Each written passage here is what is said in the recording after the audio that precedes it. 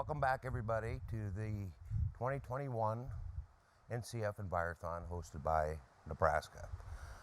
I'm Dean Edson. I'm the Executive Director for the Nebraska Association of Resources Districts. I'm here to welcome you back and make a few announcements.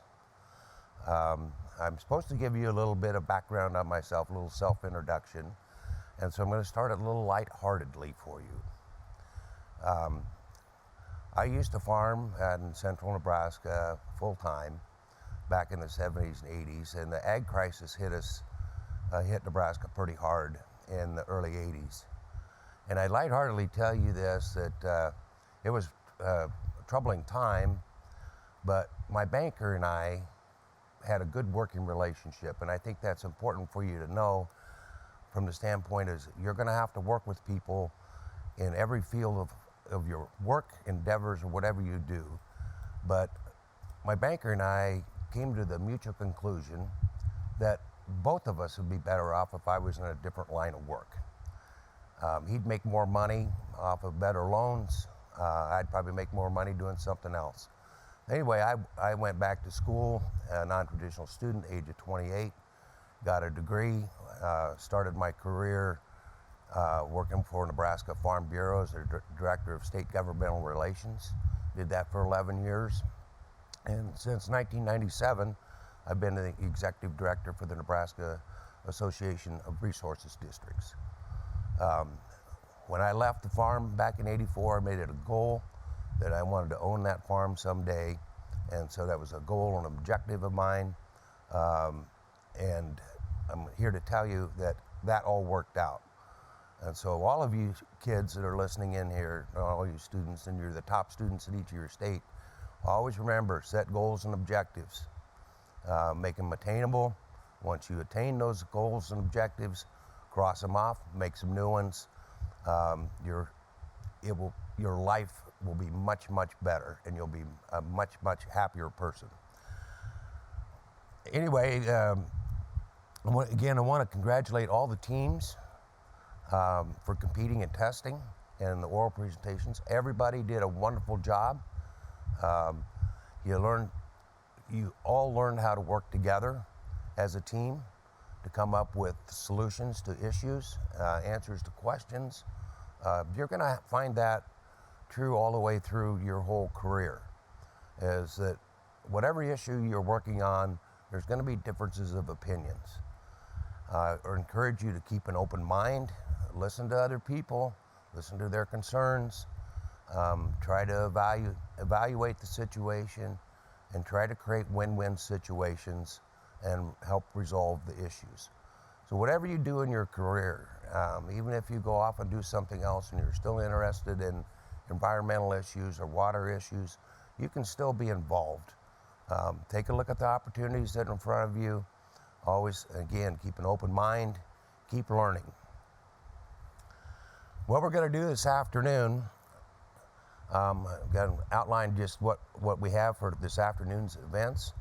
We'll be announcing the top 3 teams that will be competing. We will be having a video on the Platte River Basin time lapse. This is a project that the NRDs were involved with a bunch of other partners here, our irrigation districts, our farm organizations, environmental groups, to follow the Platte River all the way from its origins up in Colorado, follow the South Platte River down through Colorado back into Nebraska, and the North Platte River leaving Colorado going into Wyoming and then eventually back into Nebraska, and then where the 2 rivers join out at North Platte, and following the Platte River then all the way to its confluence. So hopefully you'll enjoy that video here in a little bit. We will also be having the top 3 oral presentations this afternoon. That will be coming up later. We will also have closing ceremonies and announcements of award winners, station awards, and the top 10.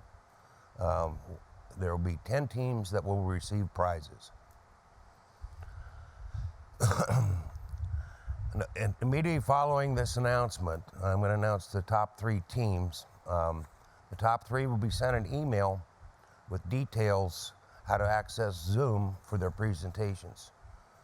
I want your team captains to be watching for this email. We're not going to name the teams, we're going to go by numbers. So, and these are in no particular order. So the first one, team 2138. 2138. Congratulations, and look for an email. The next one, team 2118. Congratulations, and watch for your email. Again, 2118. And then finally, the third team, team 2141. 2141. Watch for an email, and you'll get further instructions. Next up, I want to transition this over to Grant Reiner. He's the producer of the Platte Basin time lapse.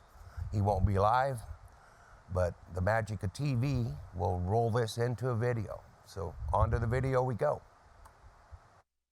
Hello everyone, my name is Grant Reiner and I am a producer with Platte Basin Time Lapse. So in 2011, conservation photographer Mike Forsberg and filmmaker Mike Farrell started the Platte Basin Time Lapse project to answer this question: where does our water come from? And also to set a watershed in motion by leveraging the power of photography and storytelling. The Platte Basin drains 90,000 square miles in parts of 3 states, Wyoming, Colorado, and Nebraska. It is a semi-arid region in the heart of the North American continent.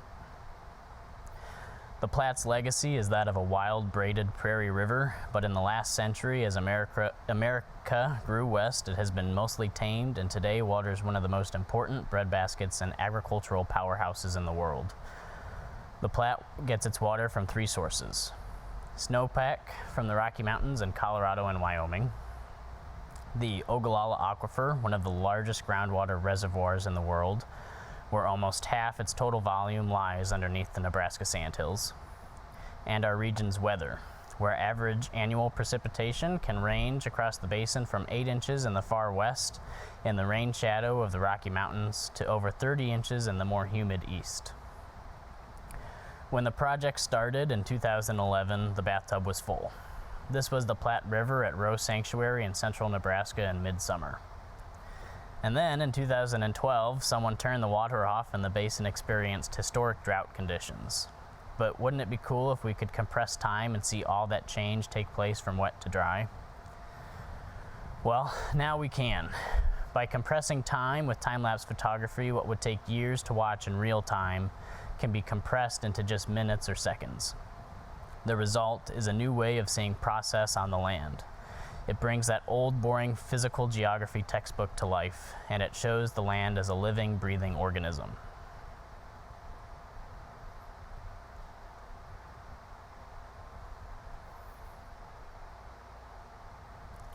To date, we have installed more than 60 time-lapse cameras across the basin. Our highest camera in the watershed is at Lake Agnes at 11,000 feet. These are the headwaters of the North Platte River. Our lowest camera is located at the drain 600 miles and 9,000 feet downstream, where the Platte River joins the Missouri River near Omaha, Nebraska. This camera was lost to the river during the historic 2019 flooding. This is what our time-lapse camera systems look like from the inside. They are Nikon DSLR cameras protected by a waterproof housing that are powered by solar and controlled by Raspberry Pis. They are completely custom built by our camera technician, Jeff Dale. Here is a time-lapse of a time-lapse camera being built and installed.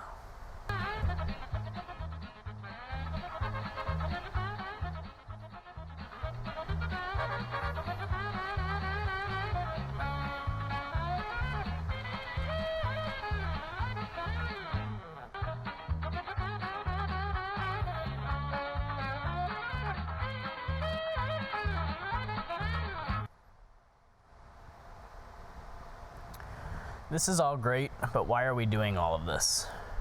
The Platte River Basin is one of the most appropriated river systems in the world. Every drop of water is spoken for and little is free.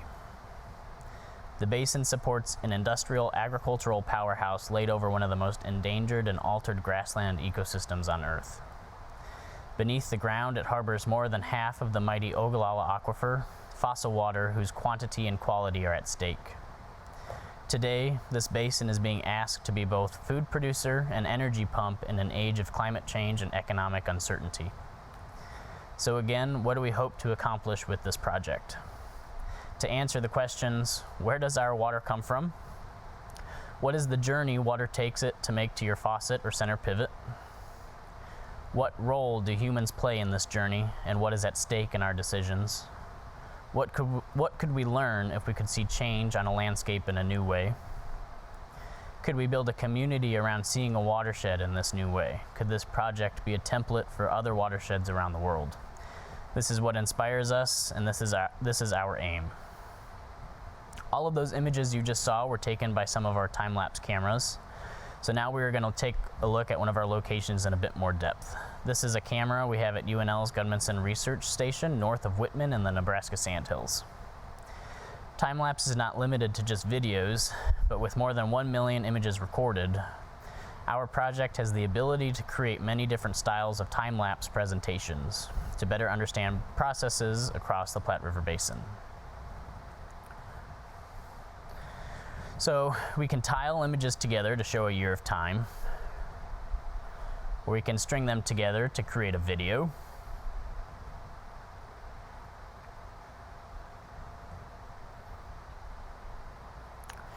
or we can merge, slice, and tile together still frames in unique ways to show how a landscape changes over time. This image is from 2013, and each one of the 12 bars represents 1 month. The same thing goes for this image. We can also tile videos. So here are 16 of our cameras that take you on a journey from the top to the bottom of the watershed.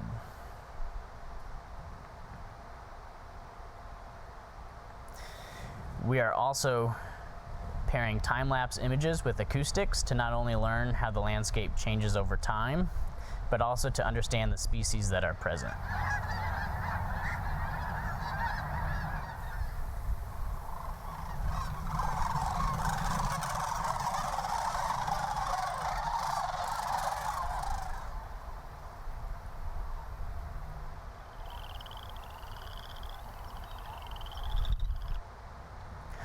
These are what some of our camera setups look like. On our website, you will find dozens of stories produced over the years. We are using these innovative technologies to set a watershed in motion and to tell stories about the Platte River Basin. We are photographers, videographers, writers, designers, developers, technicians, scientists, and researchers, educators, and students. We are all storytellers. So what do we do with all of this media? We use it to tell stories that go on our website. Here is a short video on our watershed.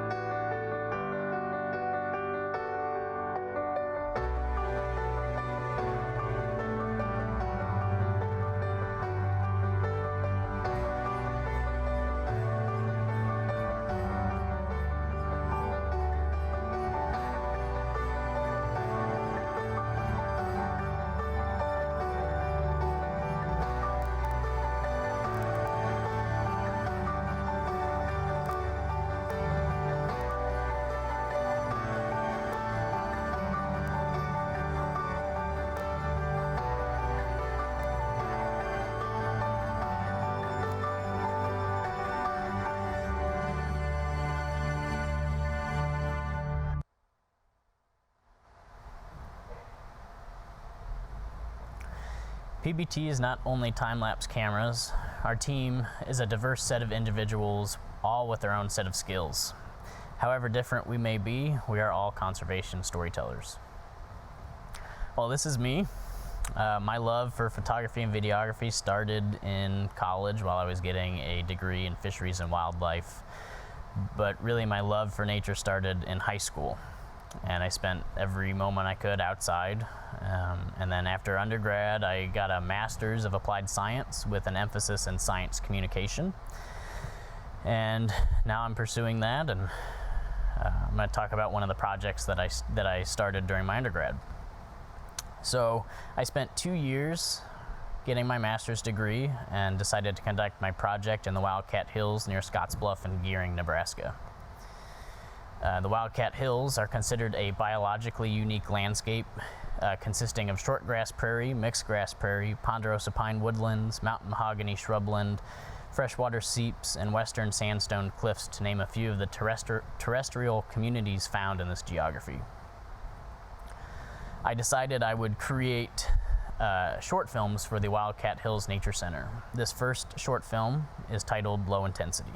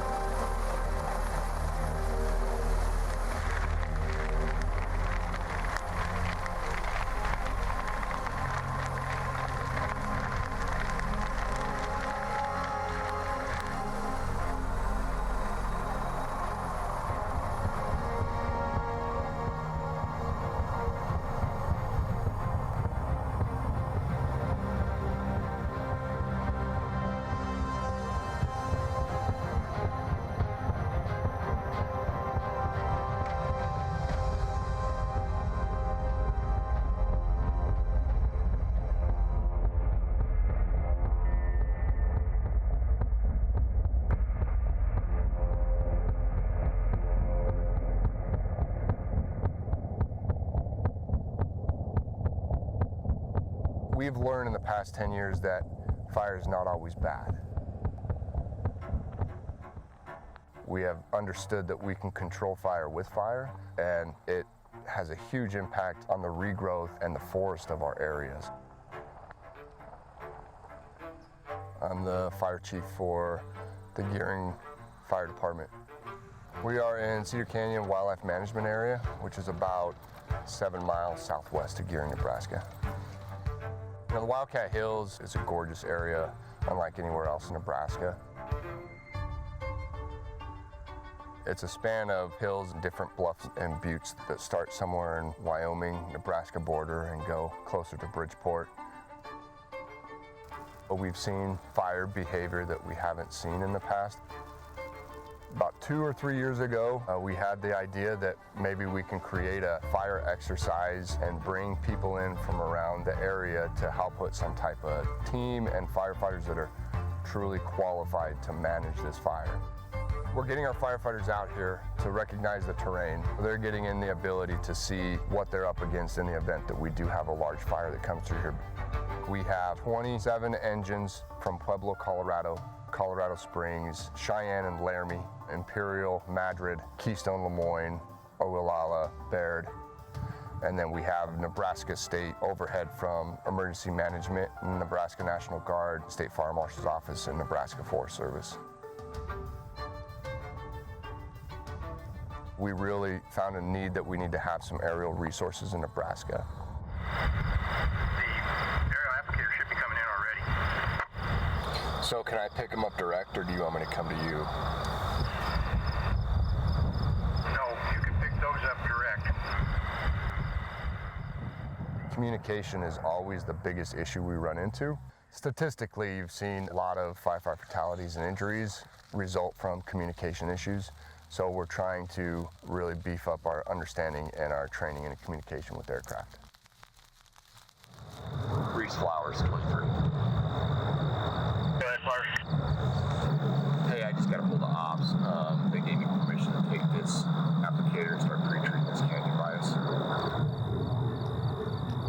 that.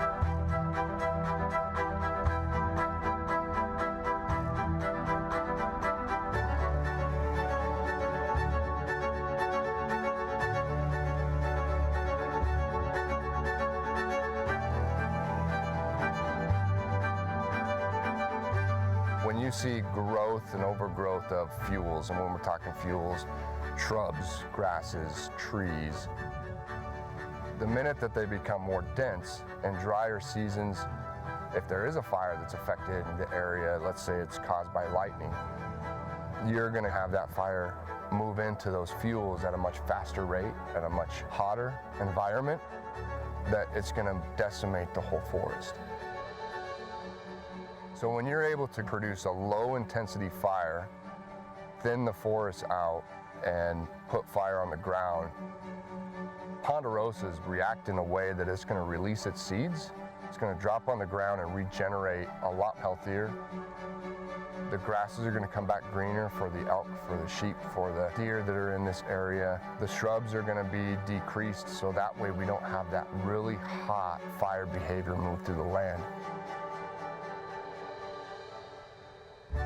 You know, the fire service is a family. Every single firefighter that's on the ground, 98% of them are volunteers in every community in Nebraska. You belong on a fire department, you're a firefighter.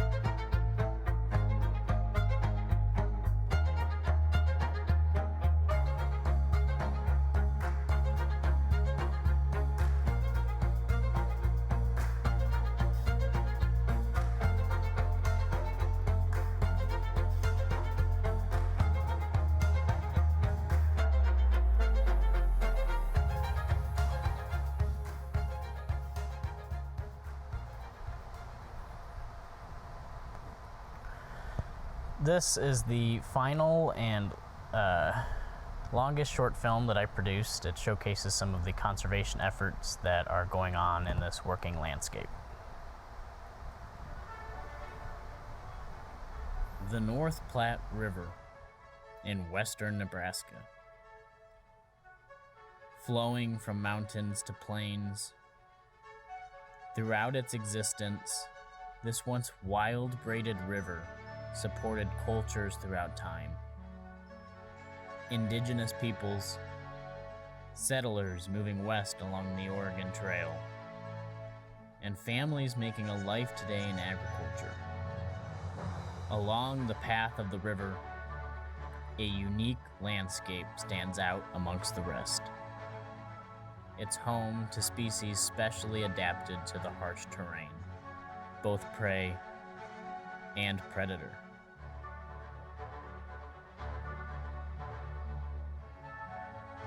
Through millennia, this land was shaped by the flow of the river and the force of the weather.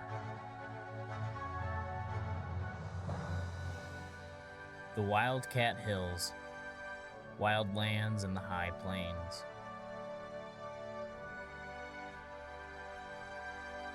A landscape long forgotten. where hidden springs slowly meander.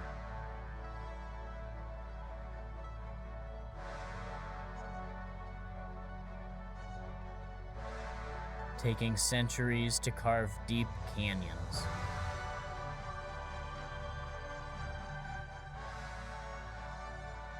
And where rocky escarpments rise high above valley floors. Islands in a sea of grass.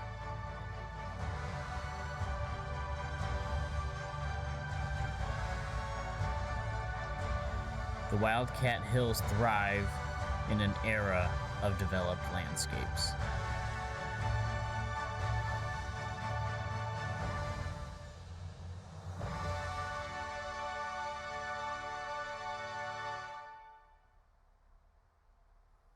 The Wildcat Hills are a truly unique ecosystem.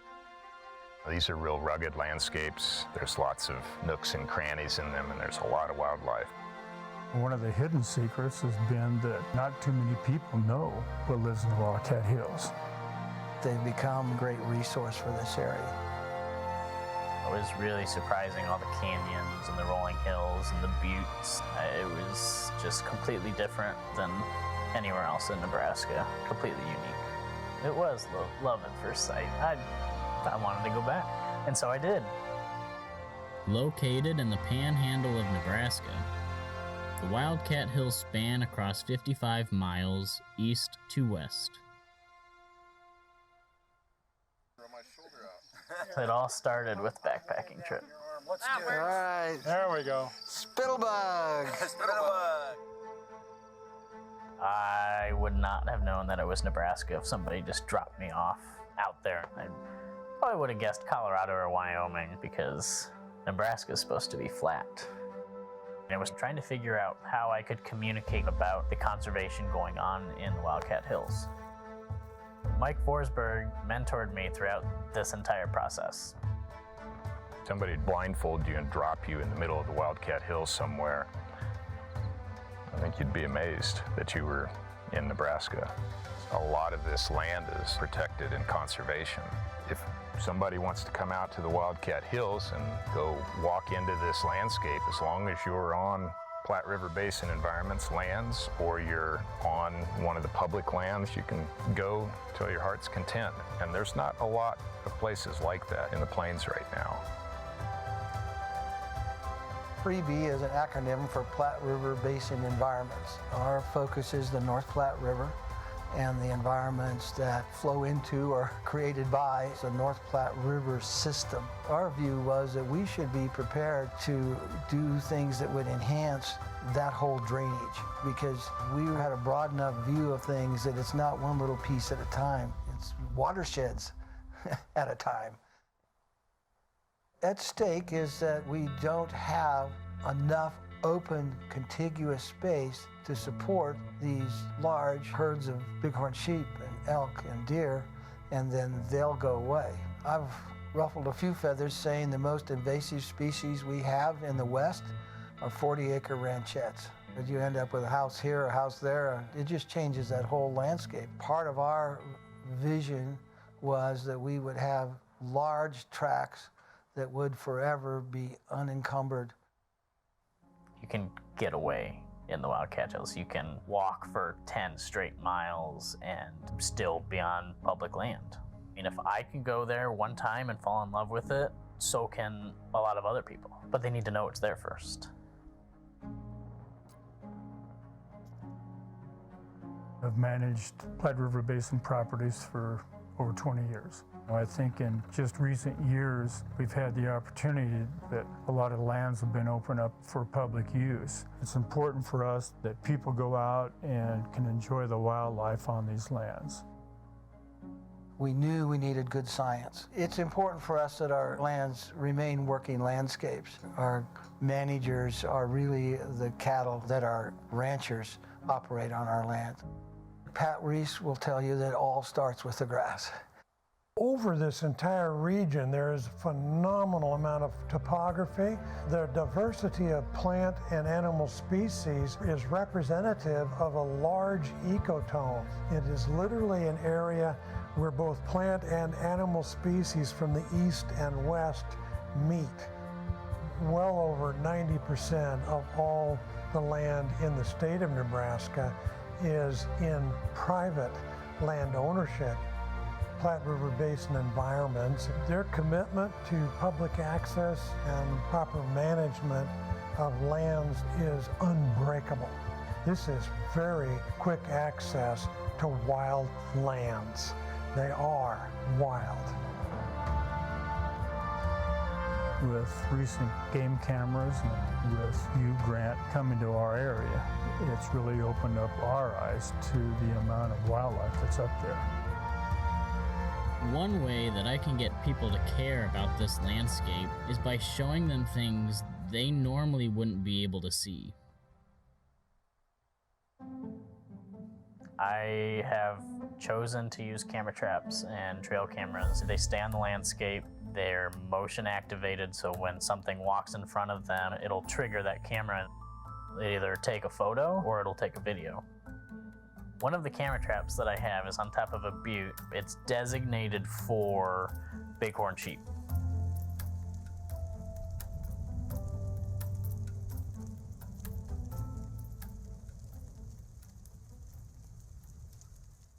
Bighorn sheep have kind of a white rump, but otherwise are brown in color, and the rams in particular, which have the horns that grow into a curl.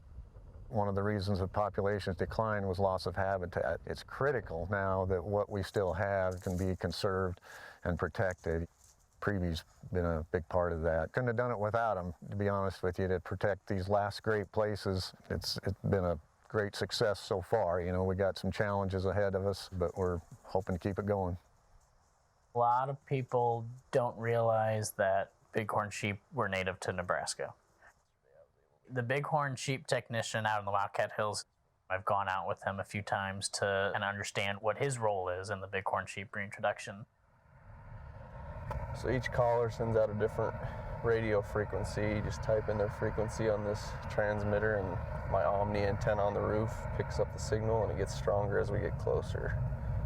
There's around 155 individuals in the Hubbard's Gap herd, and then there's about 50 in the Cedar Canyon herd. The amount of time I spend studying them, kind of just realize that they're kind of like humans. They each have their own individual personalities, and so as often as I see them, you kind of get to learn them as individuals instead of, just bighorn sheep. That's one of our collared ewes right there, red 18, with her collared lamb, white 126. So that's the uncollared lamb. That would be black 122's lamb, little male. That's red 18 and her lamb, white 126, and that is Marco. We start in February with our helicopter capture. We round up 25 ewes. The helicopters are bringing them in 3-4 animals at a time.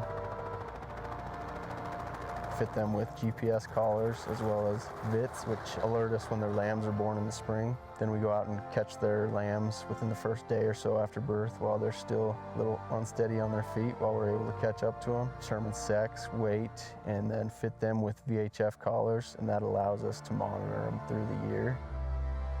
100 to 150 years ago, it was all grazers on this landscape. They were the reason why the Wildcat Hills were the way they were. And so when those sheep were taken out, the landscape changed. Conservation with these bighorn sheep is never done. Bob Smith was the one to introduce me to Gary and Vicki. Well, I'm Vicki Enlow. I'm Gary Enlow. We were more or less kind of high school sweethearts. Sweethearts, yeah. Chemistry class. William Riley, which is my great-great-grandfather, said the boys wanted to come west. My grandfather, AJ, then settled over in what's called the Squaw Canyon. They were ranchers, so they did cattle and horses, and it was mostly a ranching proposition. I think it went from just living on the land out here with a few cattle and a garden or something. It went to actually the beginnings of production agriculture. What there was to sell out here was grass. Of course, the best means of doing that was through raising cattle. So they've been here a long time. It's been over 100 years. Well, we live on one of the homestead properties. Our house that's here, the 1914 portion of it, the Gamble part of it, that was on her grandmother's homestead. Yeah. I asked them if they wanted to go out on Carter Canyon Ranch and give me a tour of what their life used to be like. I have seen elk herds on the south pasture of Carter Canyon Ranch before. And so I was like, oh, I really hope that they get to see it too, because they told me that they've never seen an elk herd in Nebraska. So it's like, oh, okay, well, cool. We're gonna go to the south pasture. We're gonna go see if that elk herd is around. Spent a lot of time down in this pasture.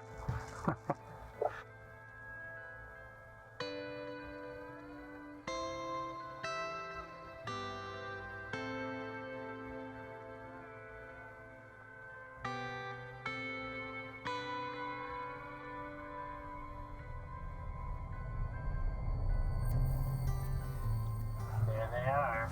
Oh, no kidding. Don't like us being this close. Yep, there they are. Oh my.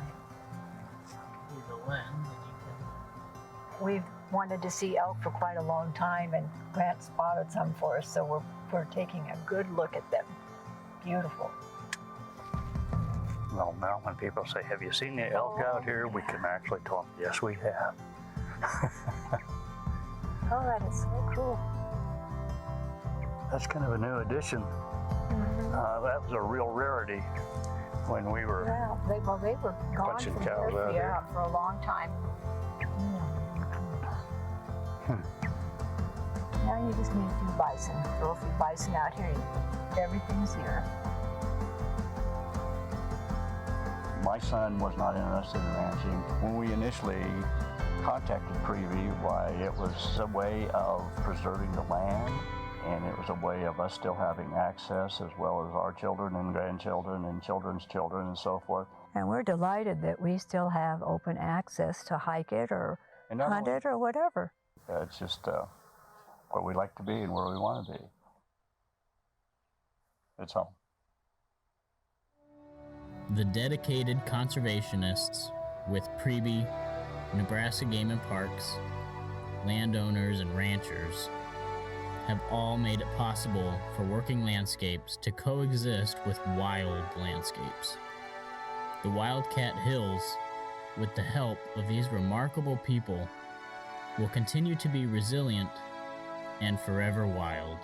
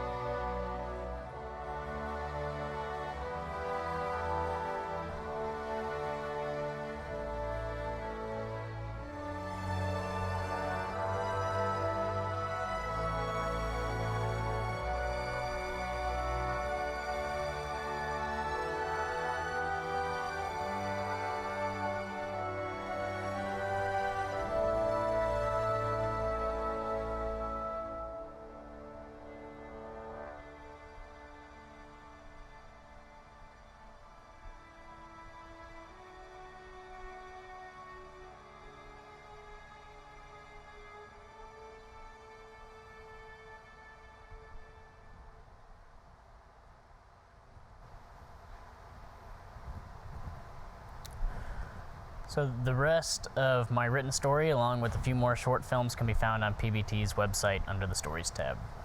Thank you. Welcome back.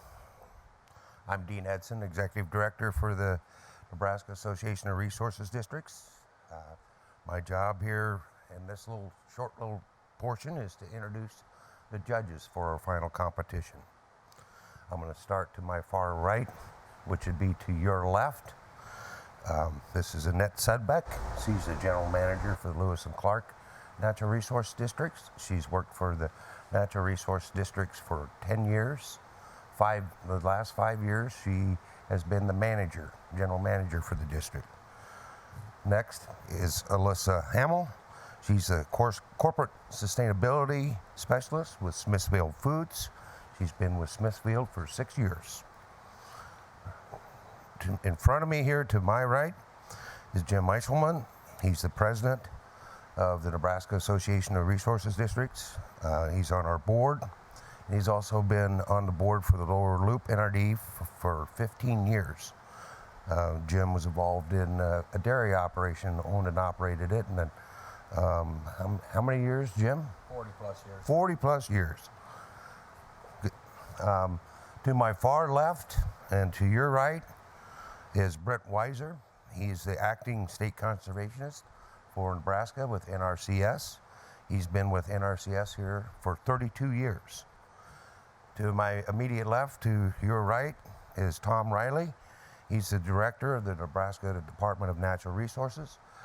It's a state agency that manages water for quantity purpose. Our districts work directly with his agency to coordinate management of groundwater and surface water across the state. Tom's also owner of the Flatwater Engineering Group. It's a private entity that the NRDs have been affiliated with and utilized to help us develop our management plans, especially when we get into conjunctive water use management. So with that, I'm going to turn it back over. We'll start with our first team. These are your judges. Good luck to the final 3 teams. Okay, team 2118, go ahead and unmute yourselves. All right, can you guys hear us? Yes. All right, go ahead and we're good to go. Go ahead, please begin. All right, good afternoon, NRD board members. My name is Jacob. I'm Evan. I'm Henry. I'm Emily. And I'm Sean. And we represent the Groundwater Protection Group, or the GPG. As you are well aware, there's a major issue with nitrate concentrations in the groundwater of this part of Nebraska. Not only can this cause adverse health conditions in people, but it can also signify unsustainable farming practices and the subsequent detriments to nearby habitats and wildlife. Each NRD has already developed a regulatory plan to combat these rising concentrations of nitrate. However, just 2 of 21 townships in the BGMA have stayed below the maximum contaminant level of 10 parts per million established by the EPA. After carefully evaluating these circumstances of the BGMA, we have developed a unique and effective plan to minimize nitrate concentrations and maintain communal and environmental health. Our primary goal is to protect the well-being of all citizens in the BGMA, and we believe our 4-phase plan will promptly achieve this goal. Now I'm going to pass it off to my friend Emily, who's going to talk about our phase 1 action plan. Thanks, Jacob. Today I'm going to be telling you about the GPG's improvements for the phase 1 action plan. The nitrate concentration that qualifies a district as being in phase 1 is between 0 and 5 parts per million. At this point, our goal is maintaining this healthy nitrate level through preventative measures. Our first task was targeting animal feeding operations, or AFOs, which were only briefly mentioned in previous phase requirements. We found it necessary to address these because these have historically contributed to not only surface water contamination, but also eutrophication and waterborne diseases. According to the EPA, these are responsible for up to 70% of surface water contamination in the US. So farmers that own any medium to large size AFOs will be required to implement and develop a state-approved comprehensive nutrient management plan, or a CNMP, to ensure that natural resource goals are met. This entails proper animal waste management, nutrient application, and soil samples to test macronutrient levels and pH, both of which reflect health according to the NRCS. In addition, we plan to require deep soil testing at least 24 inches deep annually to test for residual nutrients, along with the testing of irrigation water. As far as voluntary actions go, our group will encourage farmers to reduce tillage and use cover crops to leave crop residue on the soil and reduce runoff. Also, we will encourage government and inspection of AFOs to ensure that CNMPs are being properly implemented. Evan will now describe the various impacts of the phase 1 action plan. Thanks, Emily. Phase 1 actions are mostly voluntary and will cause the slight side effects in the community.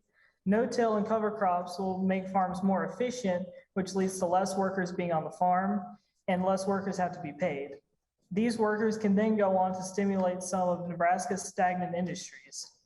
According to the EPA, the cover crops will reduce the amount of irrigation needed by retaining water in the soil, and no-till creates valuable microorganism communities that are often lost due to common tillage practices. In addition, cover crops and crop rotation means new crops will go to markets, which brings in money to farms already operating at a loss. Preventative measures and constant monitoring will keep the harmful effects of nitrates in the water low, as it'll prevent algal blooms and harmful fish kills.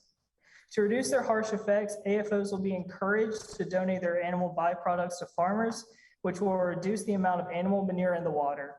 In addition, farmers will have to use less synthetic fertilizers, which will also keep the nitrates out of the drinking water. Now I'll give it off to Sean to discuss phase 2. Hi, as previously mentioned, my name is Sean, and I've been tasked with handling demonstration of phase 2 of our nitrate pollution plan. Phase 2 begins when a well is measured to have between 5 and 9 parts per million of nitrate. This is the time to kick things into high gear to avoid the EPA set danger level of 10 parts per million. We have decided to move previously mandated phase 3 and 4 activities into phase 2. These include the requirement to grow cover crops in the off-season, as well as prohibiting any single fertilizer application in excess of 60 pounds per acre. One new activity that will be required is the construction of NRD-approved field borders. These borders, made up of native plants, will serve as a primary buffer to excess nitrogen, which might be flowing off of its designated agriculture field. Because surface and groundwater flow towards areas of depression, these field borders should be constructed perpendicular to hills and with the contours of the land. These will essentially function as riparian buffers, even if they are far away from any immediate surface water. Field borders also offer habitats for birds, pollinators, and other wildlife. Considering all of Upper Elkhorn, Lewis and Clark, and most of Lower Elkhorn NRDs are all measuring for more than 9 parts per million, we see the urgency of our phase 2 plan as being imperative to implement. Another step of phase 2 is then to engage a fear factor with the people. Free public classes will be hosted to share information about health risks associated with high nitrates in the drinking water. Finally, farmers will be encouraged to use drip irrigation when appropriate instead of conventional sprinkler systems. This will conserve water, as well as reduce surface runoff, which could be carrying dissolved nitrates into the surface water. Now, off to my partner, Henry. Thanks, Sean. I'm now going to explain these impacts. The voluntary actions of phase 2 will help spread awareness about the harmful effects of consuming excess nitrogen, such as blue baby syndrome. By raising awareness, people will be more likely to support efforts to clean up and prevent excess nitrogen. And they will also have more tolerance for strict policies regarding its overuse. Requiring cover crops is beneficial in almost every way, although they do require a substantial upfront investment. According to the National Institute of Food and Agriculture, by the 5th year of using cover crops, main crop yield increases enough to increase profit. Cover crops also improve soil quality. Legumes replenish soil nitrogen, reducing the need for synthetic fertilizers, which can run off and decimate local water systems. And they can increase the amount of soil organic matter, which determines how well the soil can hold nutrients and water. Limiting commercial application of nitrogen fertilizers will prevent runoff of excess fertilizer, which would get into streams and ponds and percolate down to groundwater. While it might decrease crop yields, there are other ways to get nitrogen into the soil. Establishing field borders and riparian zones will help catch and slow runoff, lowering erosion effects and helping filter runoff before it reaches surface water. They will also help house native pollinators, which can increase crop produce. While a lot of this will require an initial investment. In the long run, they will all help work to improve soil and water quality and can even improve production. To help fund these improvements, farmers can receive microgrants from places like the Rodale Institute, which provides grants to small farms aiming for organic farming. I'll now pass it off to Jacob. Thank you, Henry. Phase 3 will be characterized by nitrate concentrations from 9 to 15 parts per million, a slight adjustment from the 9+ ppm that was previously in place. We decided to make this adjustment to better differentiate between Phase 3 and Phase 4. Over the past 50 years, many regions have progressed into this range of nitrate concentrations due to increased application of fertilizer. In fact, 12 of 21 townships in the BGMA would be considered Phase 3 as of 2017. To attempt to re-lower these nitrate concentrations, Phase 3 will consist of a relatively strict action plan. To begin, farmers must implement an approved 2-crop rotation plan, which according to the Natural Resource Conservation District, will increase organic matter content and decrease runoff.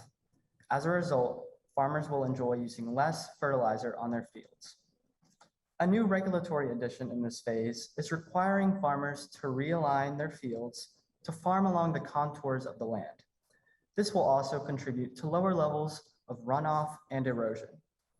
Finally, the establishment of new wells is restricted, primarily to avoid over-irrigation and excessive runoff. There are also a few new voluntary actions we plan to implement. Firstly, NRDs are encouraged to begin reverse osmosis plant construction. This costly investment will allow each NRD to effectively separate the nitrate from their drinking water. Sean will have more on this shortly. We also plan to further instigate cooperation between local AFOs and local farms, as Evan mentioned earlier. Through cooperation with AFOs, farms can begin to shift towards more organic fertilizers. Now I'm going to pass it off to Evan, who's going to talk about the effects of this action plan. Thanks, Jacob. Phase 3 actions will be more aggressive and will cause more intense changes in the community. The overall impact will be shown in the economics as we recommend building 4 reverse osmosis plants. According to Pure Aqua, a reverse osmosis corporation based in California, each plant will cost about $70,000 each to build and will cost $1 million a year to operate. To pay for these expensive pieces of machinery, we plan to increase taxes and apply for federal and state funds, grants, and loans. Specifically, we plan to apply for the Water Sustainability Fund from Nebraska DNR and NRC. AFOs will be more heavily encouraged to donate their animal byproducts to farmers by the way of financial rewards from the government. This will further help to reduce the amount of animal manure in the water and the use of synthetic fertilizers on farms, which in turn will reduce the effect of algal blooms and fish kills in the environment. However, in this phase, social tensions will become more apparent and will start to arise. Specifically, farmers will be placed under more increased strains because they will have to acquire an improved 2-crop rotation. They will have an extremely restricted use of synthetic fertilizers, and in many cases, they'll have to restructure their entire farms according to these new requirements.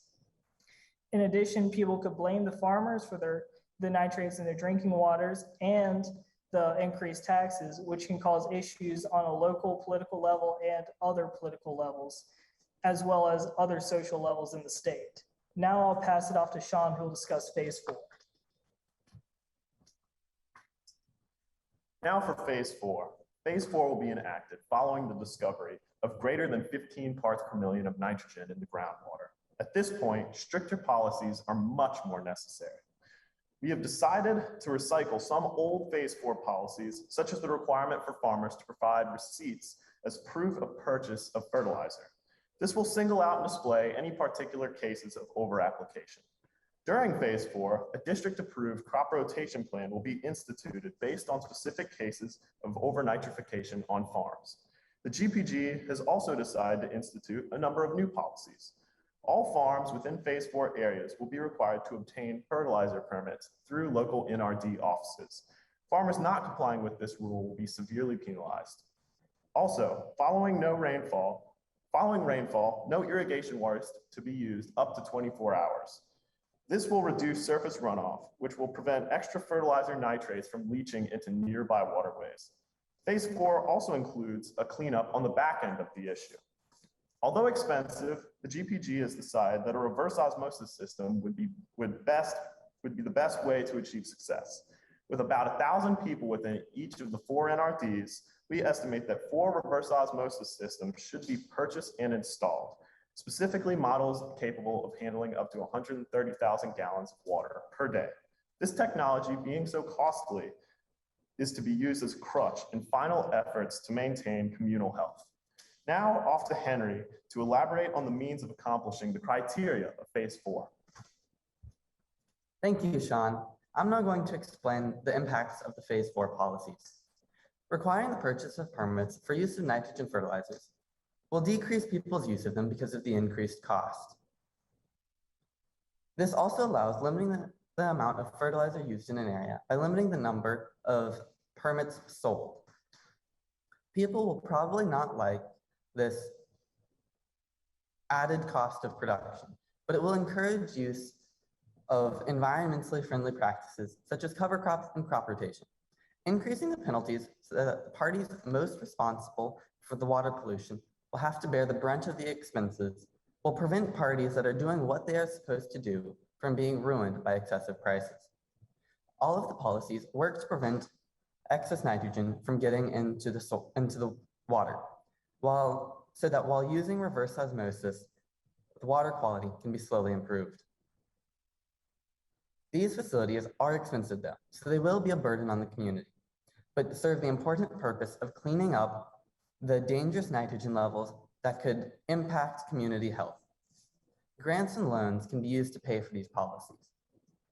Organizations like the Farm Service Agency provide loans to help farmers maintain their farms, and the USDA, HHS, and EPA provide grants that can help farmers or communities build infrastructure, such as that for reverse osmosis. Also, we will maximize the tax efficiency to help provide funding. Jacob will take it from here.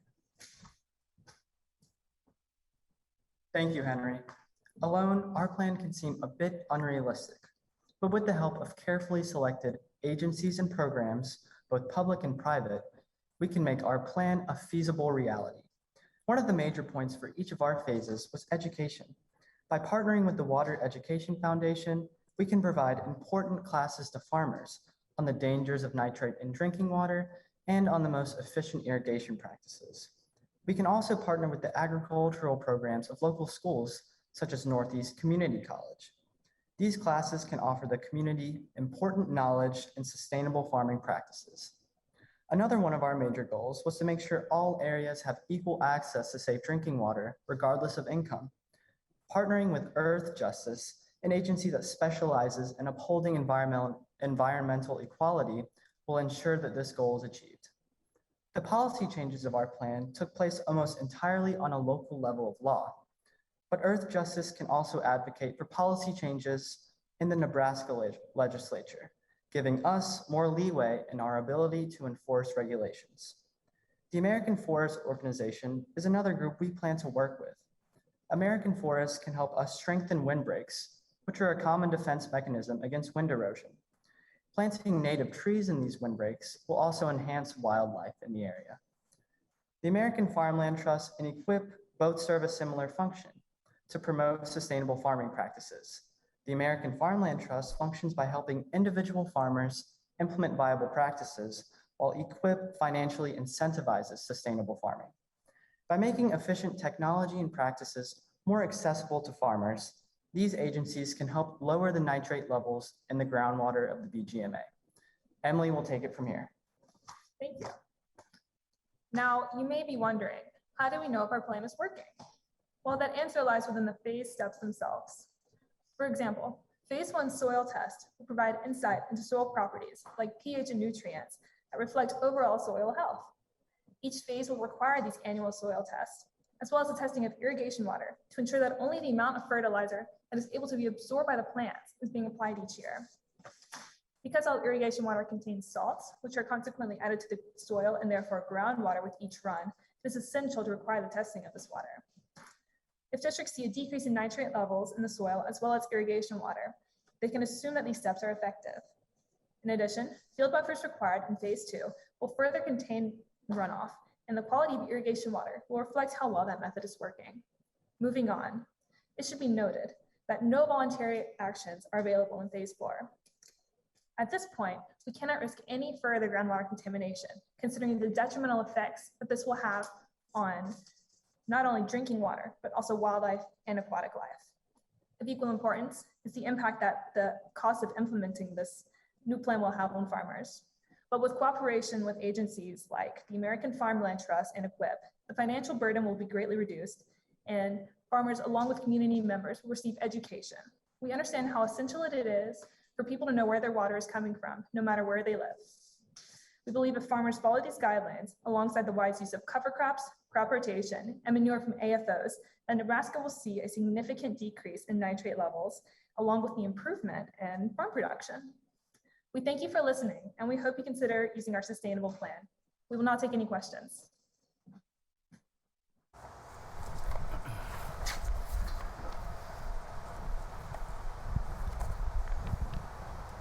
As General Manager of the Lewis and Clark NRD in Hardington, which is one of the NRDs that is in the Brazil area that you presented on today, I am curious to know a little bit more about how reverse osmosis would be located and what type of water would be sent through the reverse osmosis system and how it would be treated after, where it would be re-injected into, or would it be drinking water, how that would work.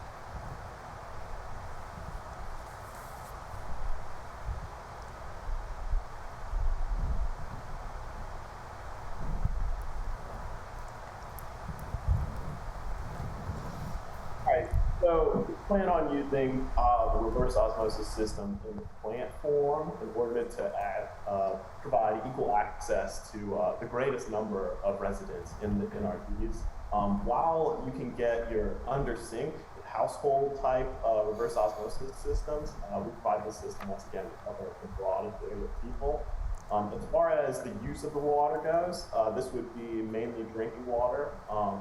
We discussed it, and considering that there are already high nitrate in the water, there would really not be any point in purifying any irrigation water because it could be fertilizing crops. So the purified water would only be designated for drinking. Okay, thank you.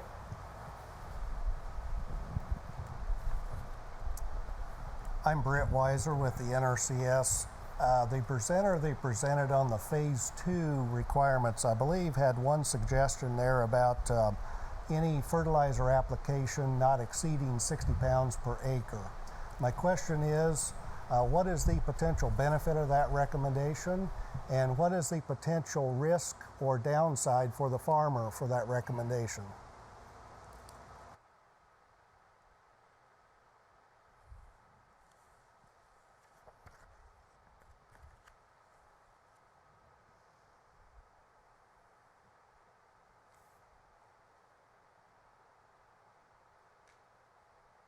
Okay, so that was me that presented that one. So as far as the pros for that go, it would be less leaching of nitrate off the field and into potential water sources. As far as the downsides for the farmer, there could potentially be less productivity for some of the years to come. But the idea of our phase plans is to shift into more of a sustainable approach, and through other sustainable practices, which are encouraged with the phase 2 plan, they could recover and even surpass old production values and receive higher % crop yields. All right, thank you. Okay, what factors affect producers and make them resistant to new conservation practices?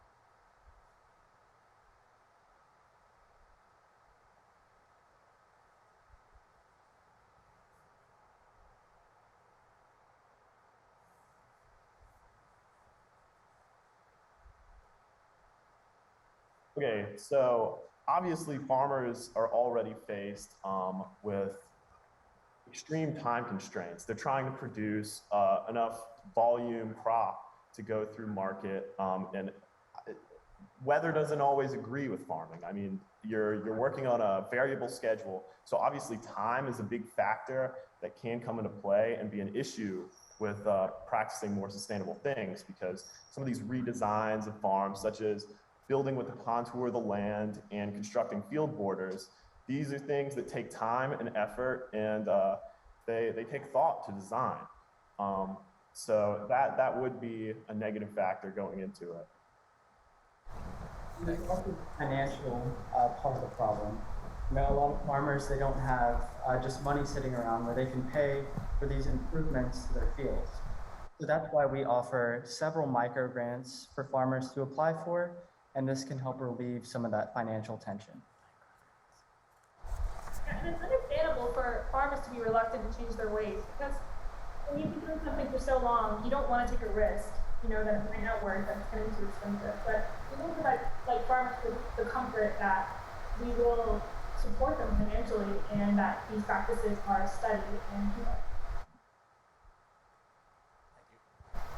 So you guys mentioned annual testing of soil and irrigation water. Who would conduct those tests and how are they being funded?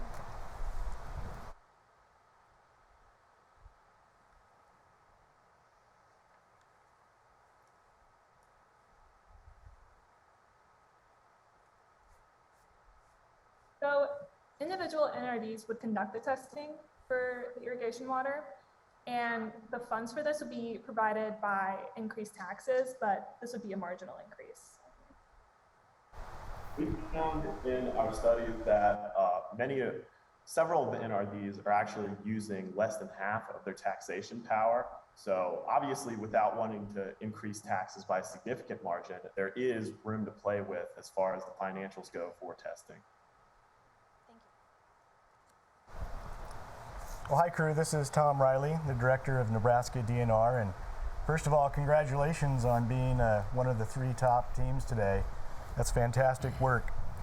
I heard you talk about working with AFOs and using some of their byproduct and partnering with producers to distribute that product. And I'm wondering how you thought about the handling, distribution, and then ultimately the monitoring of that material on cropland.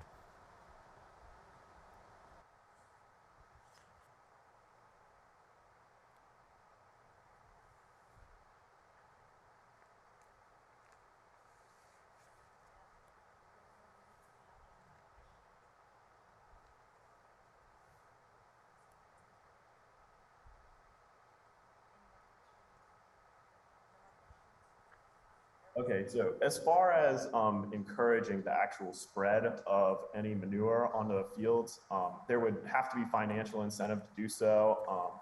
This would have to be done through truck transport, and obviously we've taken into consideration that you'd need certain infrastructure to do this, such as manure spreaders, the trucks to actually take the manure from farm to farm, and other equipment to load it. So possible avenues for accomplishing this would be offering a communal pot to put in funds to provide this equipment, or possibly rental. This would be something that would have to be decided by the farmers. You could go through a co-op approach to get your hands on this infrastructure, or possibly go through grants or the local NRD. And as far as monitoring this cooperation, we plan on using technologies such as drones or GIS that will allow us to just view each farm and make sure they're applying the fertilizers correctly. All right, thank you. I have one follow-up question. I know we're running out of time, but you talked about implementing a number of things that have a capital cost associated with it. I heard you say it'd be $1 million for just the RO processes. How do you handle those costs going out? This is often a forgotten component of design and engineering, are the O&M costs, the operation and maintenance.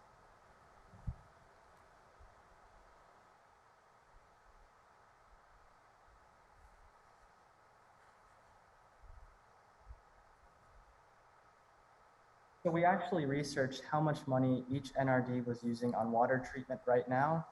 And our proposed reverse osmosis plan, when you compare the two, they were almost equivalent. So right now, each NRD was spending about $1 million on treatment and sometimes more.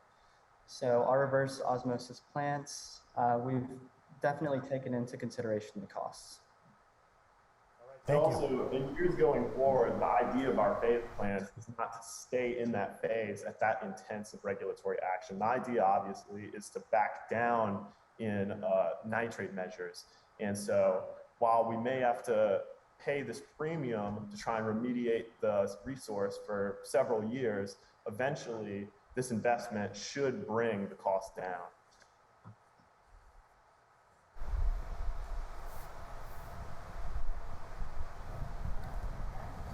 Okay, thank you guys.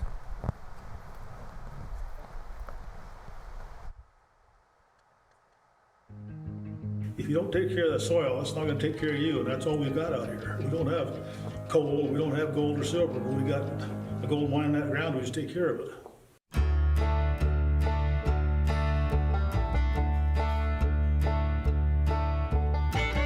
Well, I'm Larry Moore. I live up by Ulysses, and I've been on this board since 1975. The reason I got interested in this board was I knew Raymond Burke, one of the original guys that helped put this together, and I worked with him hauling dirt.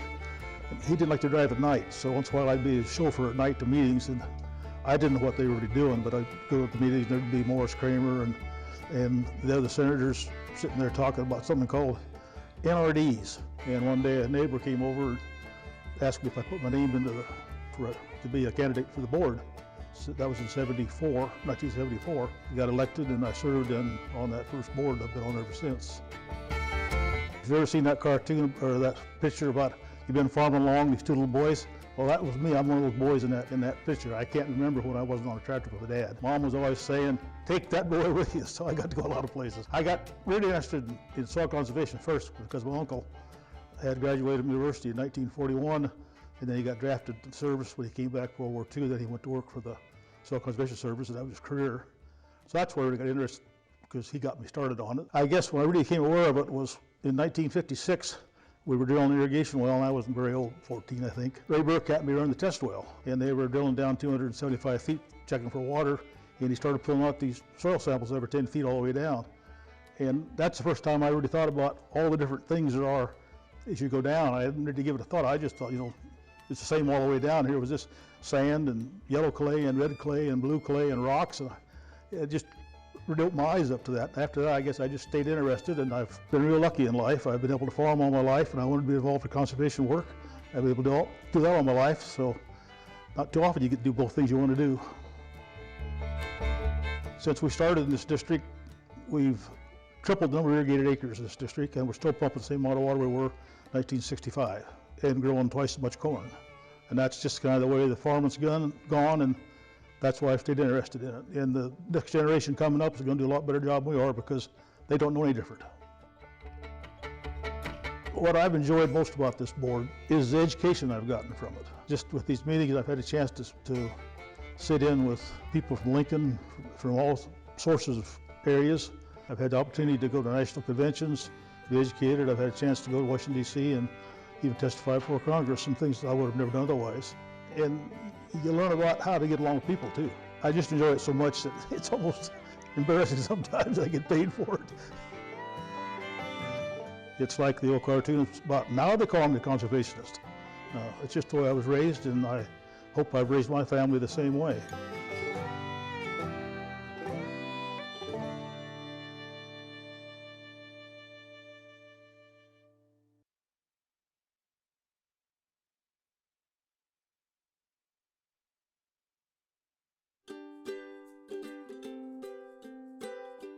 Meredith, look at this picture and see what if you... Jim and Mary Ann Wortman grew up in farming families in northeast Nebraska.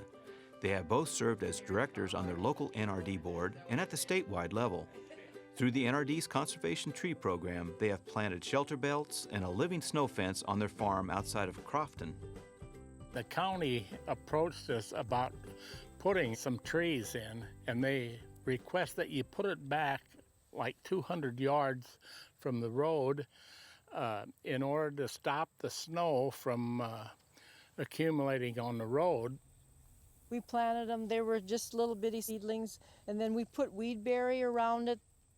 The tree was a little bit in the middle, and they had that weed barrier around the outside, this big around, which would grow with weeds. So consequently, we would come out here and we would weed that. When we first moved out here and when we were first married, I was a 22-year-old bride, and we were out in the living shelter belt weeding those little bitty trees. And I remember looking at Chris and, you know, tears rolling down my face going, oh, I didn't think this was what marriage was. It's so hard and so much work. And it was a job. Since the NRDs began in 1972, there have been more than 95 million trees and shrubs planted across the state through the NRD Conservation Tree Program. It's great habitat. There are pheasants in there. There are all kinds of wildlife in there, and it's been a good thing for the farm. Trees also provide shade and protection for homes, reduce energy costs, prevent soil erosion, and improve water and air quality. But in ranch country, too many trees can have a negative impact on grassland for cattle. Our place that we operate on has been in our family 125 years.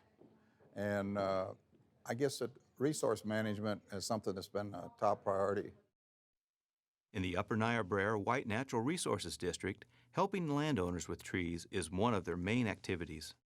We're constantly trying to educate people on put the right tree in the right spot, where it'll grow, where it's native to, how far apart to space it, how close the rows can be together, just to make sure you get the best survivability you can.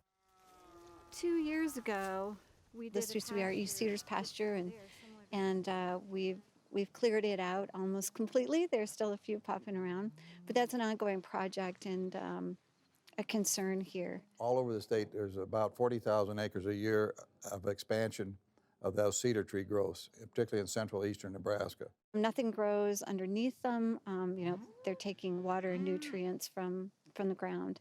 And every time that we've cleared an area, we've seen significant improvement. You've got to keep that manageable to where it's a kind of a proper mix between the trees. The cows like the shade, and I like them too, but you've got to keep the right mix. And that pasture, the whole thing is just lifted now. And your pastures all look very good. Oh, thanks. Natural resources districts are always working with landowners to mitigate negative human impact on the environment. They also contend with the impacts of natural forces like fire and wind.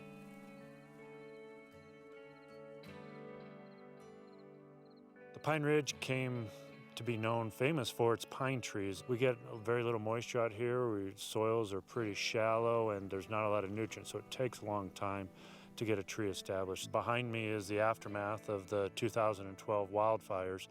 During the fires in 2012, we had 1,000 acres on our ranch burned.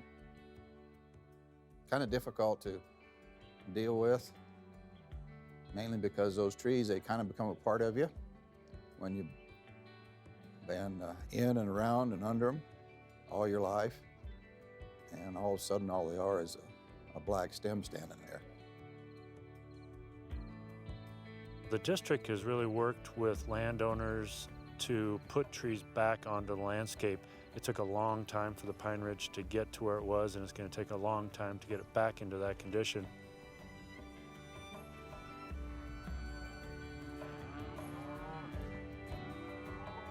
On the Ridenour Ranch in the Upper Loop Natural Resources District, their fate can change with the wind.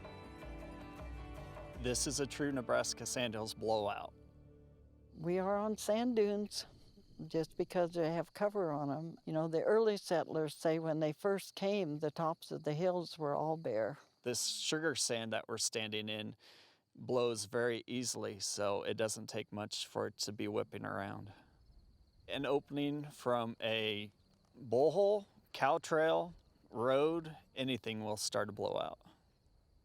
And that's the main goal we have here, is to try to stop this from happening all over the place, and if it is happening, to make it recover.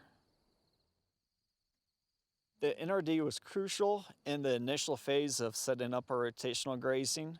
They helped us realize that The plants need time to recover. Before that, we would graze the cows in each pasture from May till end of October, and the grasses would never recover. The windmill areas would always be beaten down because cows were coming in constantly every day. And so they were very helpful in opening our eyes up to different ways of how to manage the place. People will ask, you know, how many acres you have. Well, that's not the question. The question is, how many acres does it take to raise a cow? So that's the key there.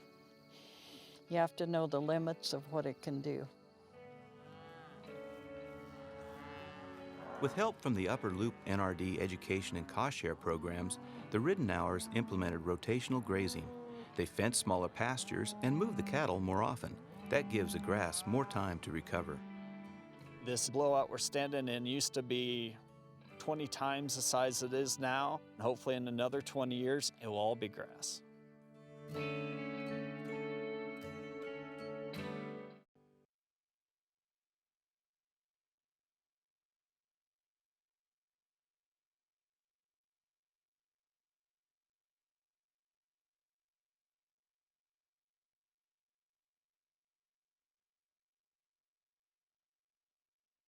Elevated nitrate levels. The EPA has set the maximum contaminant level for nitrates at 10 parts per million. 14 out of 21 townships in your area had nitrates exceeding this threshold. Currently, it is being managed under 4 different groundwater management plans because it is a part of 4 different NRDs. You have tasked us with developing a singular, cohesive groundwater management plan that is both sustainable and adds 3 new ideas. Today, we will address the 4 phases of groundwater rules and regulations, soil health and nitrogen testing, social impacts and well decommissioning, livestock management and environmental impacts, and education, partnerships, and the economic impact of our plan. If there are any words, comments, or phrases that we use in today's presentation that are unfamiliar to you, we encourage you to ask us about those in the question time at the end. With that, let's get started. So obviously, I do not have enough time to address each and every rule and regulation of every phase of our plan. So I'll be hitting the highlights, and my colleagues will be expanding on those later. Let's start with phase 1. The trigger for phase 1 is whenever nitrates are between 0 and 5 parts per million.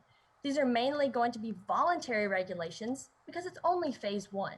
This would include some things like discouraging fall and winter application of fertilizers, encouraging yearly testing of private wells, and recommending deep soil testing. The trigger for phase 2 is when nitrates are between 5.1 and 8.9 parts per million. This is going to include all the rules and regulations from phase 1, and it'll also add some new things, like irrigation water must be tested every 4 years. We would discourage putting fertilizer on fields in excess of need. And then number 3 is we would have required livestock exclusion, vegetative treatment systems, and pasture management for animal feeding operations. Now, it's important to remember that we can only regulate AFOs. We have no power over smaller operations, so that is why we did not include them in this stage of this phase. Moving on to phase 3. The trigger for phase 3 is when nitrates are between 9 and 10 parts per million. This would include all previous phase requirements and would add some new things, such as encouraging pre- and post-cropping reports. Irrigation water must be tested every 2 years, and sensors and monitors are encouraged in cropping fields. Finally, phase 4. Phase 4 is whenever nitrates are 10 or above, or if an area has been in phase 3 for 3 consecutive years. This would include all previous phase requirements and would add some other things, such as requiring pre- and post-cropping reports, requiring those sensors and monitors in cropping fields, and having mandatory decommissioning of abandoned wells. We understand that some of these regulations are strict and will have some associated cost, but you must consider the cost of doing nothing, and you must also think about the potential health problems that could arise from having such high nitrate levels. Thank you. Now please turn your attention to Nathan. Thank you, Sydney. I'll be discussing different aspects of erosion and leaching control, fertilizer application, and irrigation management. But first, I'm going to talk about how all those different things relate to our main problem, which is nitrogen pollution. Erosion and runoff take nitrogen from sediment and fertilizer and wash it into nearby surface water and water bodies. According to an NRCS report, for every ton of soil eroded, there contains a little over 2 pounds of nitrogen within it. When you consider that each cultivated acre of cropland can have between 2 and 5 tons per acre per year being eroded, and urban land has much higher numbers than that, between 4 and 16 tons per acre per year, that is a lot of nitrogen being carried in just runoff. Leaching is also a major concern, especially with the sandy texture soils called entosols in this area. With all the irrigation water being applied, it is very easy for nitrogen to leach straight through this sandy soil into nearby groundwater and surface water. So, in order to prevent this, we have implemented a number of different practices into our plan that will help control runoff and leaching as much as possible. In the latter phases, we're requiring BMPs like field and pastureland borders, grass waterways and diversions, riparian buffers, irrigation management, and integrated soil testing. In phase 4, we're requiring the use of year-round ground cover, which for most operations means they must use a cover crop. A cover crop, or any kind of ground cover for that matter, will certainly do a lot to prevent erosion and leaching, and it'll also naturally add nutrients like nitrogen back to the soil, reducing the amount of fertilizer that these farmers have to use. We will encourage many landowners to restore their land into prairie grass, which has many of the same benefits of these other BMPs and also acts as great wildlife habitat. We're implementing strict regulations on the use of fertilizer because if it is not used properly, and for many of these operations it's not, it can contaminate our water and reduce crop production in the long run. The most notable regulation we're implementing on this is prohibiting the use of fertilizer in the excess of need. Now, that might be confusing at first, but what we simply mean by that is that every large operation, a crop producer, golf course, company alone, anywhere where they're putting a large amount of fertilizer out, they must submit a soil test into the NRD.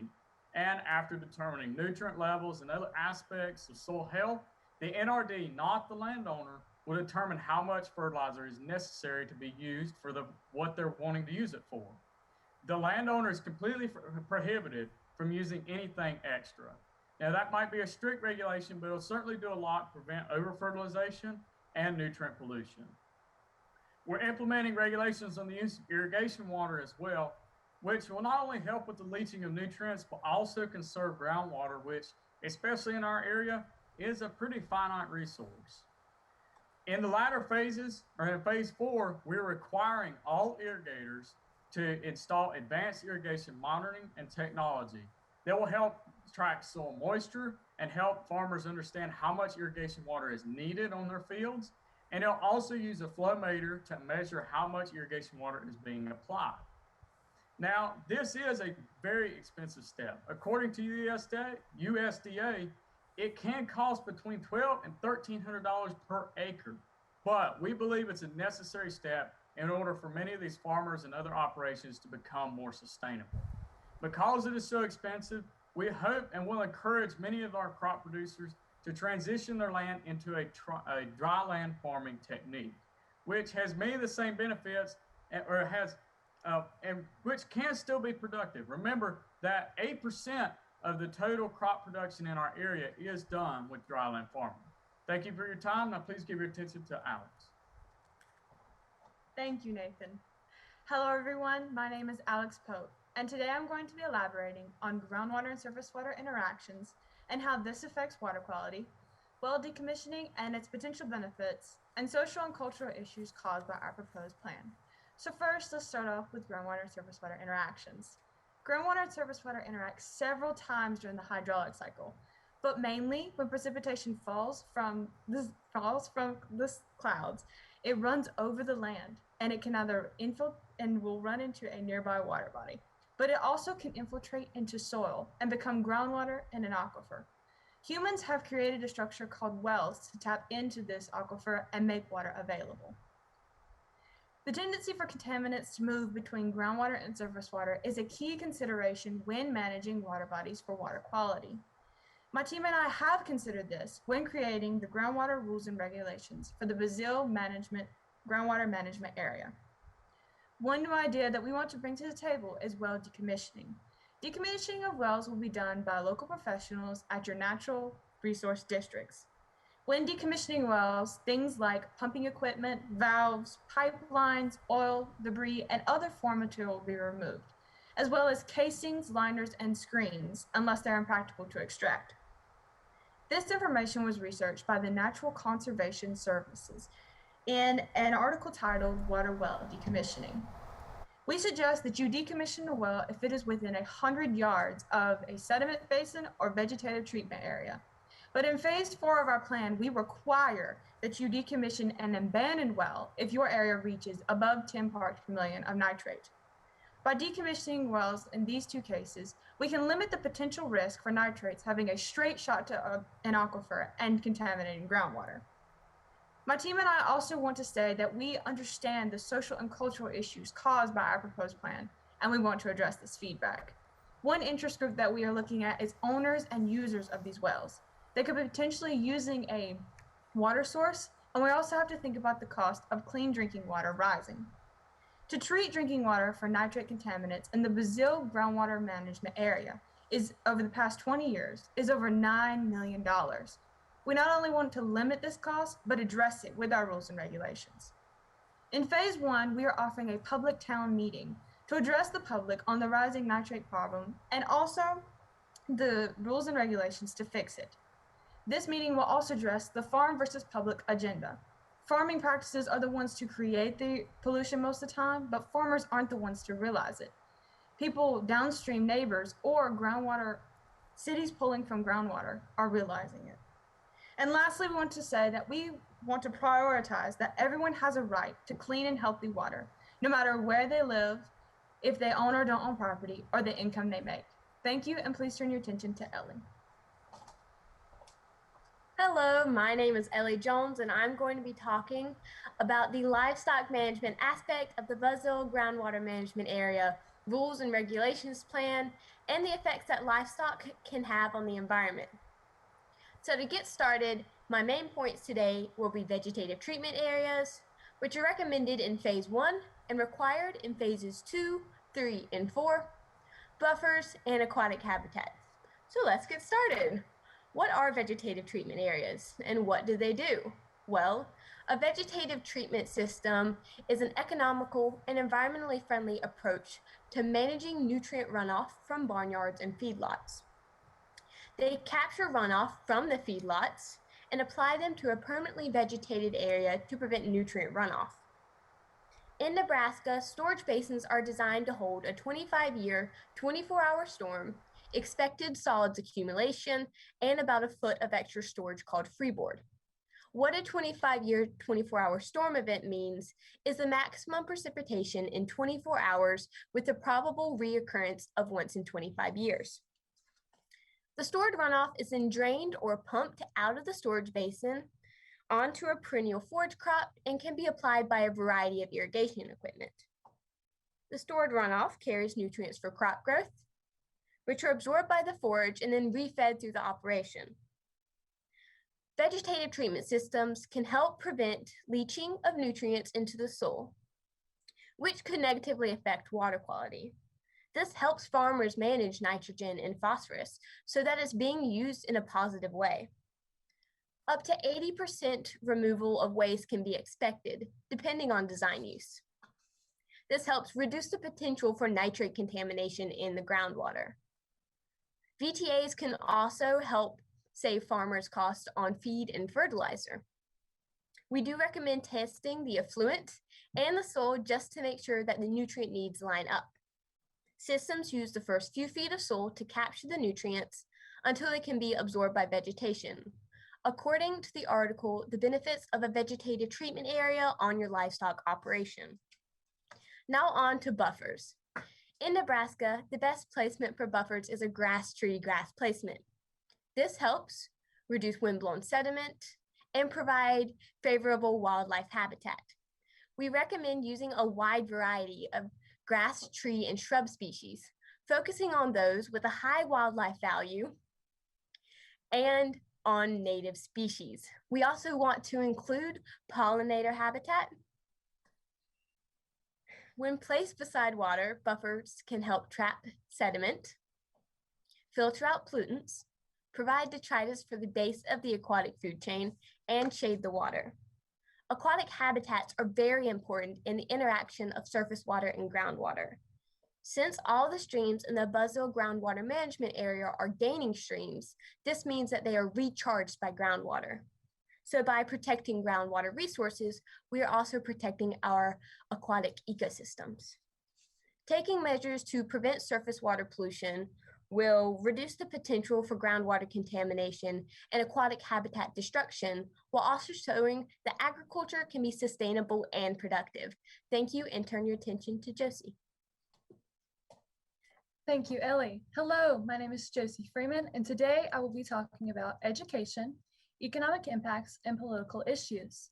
The first thing I'd like to talk about is education. Our two main concerns with this are farmer involvement and educating the next generation. We would like to help farmers understand that they can be environmentally conscious. So we would like to have champions or project farms that showcase environmentally conscious agricultural practices and prove that environmentally conscious farming can be done. We would like to have our champions or project farms offer host-guided tours and training sessions to show how their farms and incomes have benefited from these practices, as well as showing other farmers how to implement these practices in their own farms, farmer to farmer. We would also like to have public meetings and education days to educate the public about environmentally conscious agricultural practices, what they are, and how to implement them in their own farms on a level the whole family can understand. Which leads into my next topic, educating the next generation. The next generation is the future of farming, so educating them is crucial. We would like to have yearly essay, poster, and debate contests on environmentally conscious agricultural practices, as well as getting involved with the local FFA. Now I know what you might be thinking. Who's going to help me pay for all these practices I'm now implementing? Well, the USDA offers many cost share programs to help farmers get things paid for. Programs like the Environmental Quality Incentive Program, the Agricultural Management Assistance Program, and the Agricultural Easement Program. They also offer farm loans like microloans and operational loans. We can also look into partnerships like the Nebraska Farm Business Incorporated, which are able to provide knowledge to farmers and ranchers with their business planning, financial analysis, and tax preparation. Now, something I'm sure you've all been thinking about is political issues. Issues like administrative order and pushbacks from organizations that may be affected by these regulations can really stall our fight against nitrate pollution. We want to do our best to keep all parties satisfied, and we're looking for options and ideas on how to avoid things like administrative order, which, as defined by the EPA, is a legal document signed by the EPA ordering an individual, business, or other entity to take corrective action or refrain from activity. It describes the violations and actions to be taken and can be enforced in court. We would also like to avoid hurting organizations like the Nebraska Department of Agriculture and the Nebraska Farmers Union. We would like to partner with these organizations and others to conserve the land for the next generation. Thank you for your time, and please turn your attention over to Sydney. Thank you, Josie. So one of your main goals was adding 3 new ideas to the groundwater management plan. The 3 new ideas that we have discussed today have been prohibiting the use of nitrogen fertilizer beyond NRD recommendations, decommissioning abandoned wells, and requiring vegetative treatment areas. So in conclusion, today we have addressed the 4 phases of groundwater rules and regulations: soil health and nitrogen testing, social impacts and well decommissioning, livestock management and environmental impacts, and education, partnerships, and the economic impact of our plan. We are confident that our plan is sustainable and keeps your goals, farmers, and public health in mind. Thank you so much for your time and consideration. These were our resources, and we will now accept any questions that you have.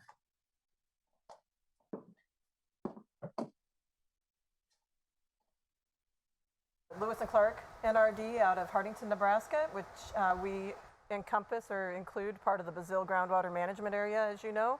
So this is very interesting for me to hear the suggestions you have made.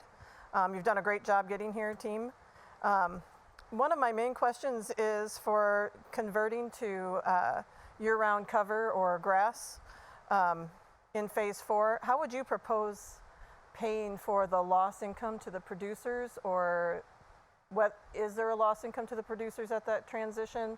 How would you propose moving ahead with that practice? So the only loss of income, well, not necessarily income, or maybe cost to that would actually be seeding a cover crop of any kind. But for most producers, especially when you're talking about crop producers, the benefits would far outweigh the negative part of it, because you're keeping soil health, you're upgrading soil health, you're adding nutrients back into the soil, reducing the amount of fertilizer you have to use, you're increasing biodiversity, which can help with pest cycles and all those different things. So you don't have to use as much pesticides. So it may cost a little bit to seed a cover crop of some kind into a crop field, but it would certainly not lower your profit or gain very much at all, if any. It'd probably help you. It'd probably bring more profit to these operations, especially in the long run. And if I could just add on to what my colleague Nathan said, a lot of times with these cover crops, you're going to leave them in the soil, and you're either going to roll them or keep that on the soil, but you can also use the option of harvesting that cover crop in some cases. So it may actually be a profit to the farmer to have these cover crops, in addition to having those environmental benefits as far as soil health goes. I have one follow-up question with that. It was recommended to convert to prairie grass, which would result in a change, at least, in the income, and I was wondering how that would be addressed. So obviously, if you go, if you're a crop producer and you have a field full of corn and you convert it to prairie grass, you're not going to be making very much money off of that corn, off of what you were, in comparison. But prairie grass state, there are incentive programs for that.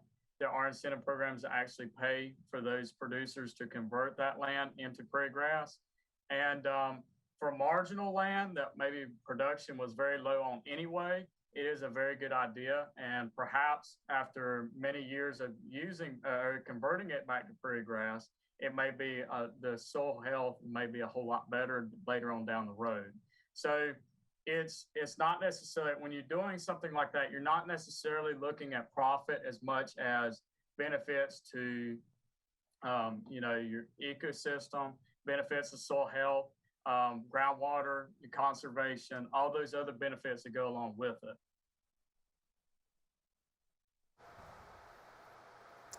This is Brett Weiser with NRCS. And you mentioned in your presentation about one of the recommendations was pre and post crop reports.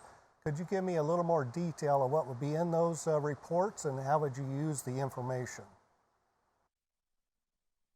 So one of the ways that we would use the pre and post cropping reports would be to gauge at what level of fertilizer or nutrients are being applied to the farmer's fields. So we do want to have a good idea of how much nitrogen, especially, those nitrates, are being applied to the field, so that we can better manage that in future years. And also it's great to have data as far as these farmers who are using these practices.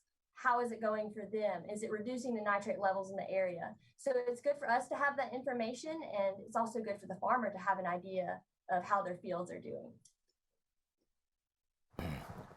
Okay, I'm Jim Eshelman, and I'm president of the State Association. I'm also a NRD board member. Can you explain why it's difficult for NRD board members to enact new rules and regulations? Well, there's multiple reasons, of course, as you know.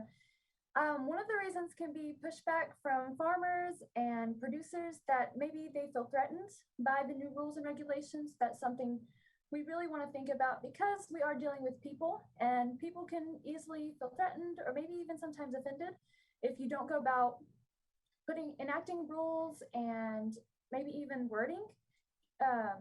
So we really would just like to educate as much as possible, and then hopefully regulations are more of a last resort thing. And if I could add on to what Josie said, one of the main things that we would probably get pushback on is with the cost, because farmers, they're the lifeblood of a lot of communities, and they're doing the best they can right now. So that would be a big thing that we could get pushback on, would be the cost of this plan.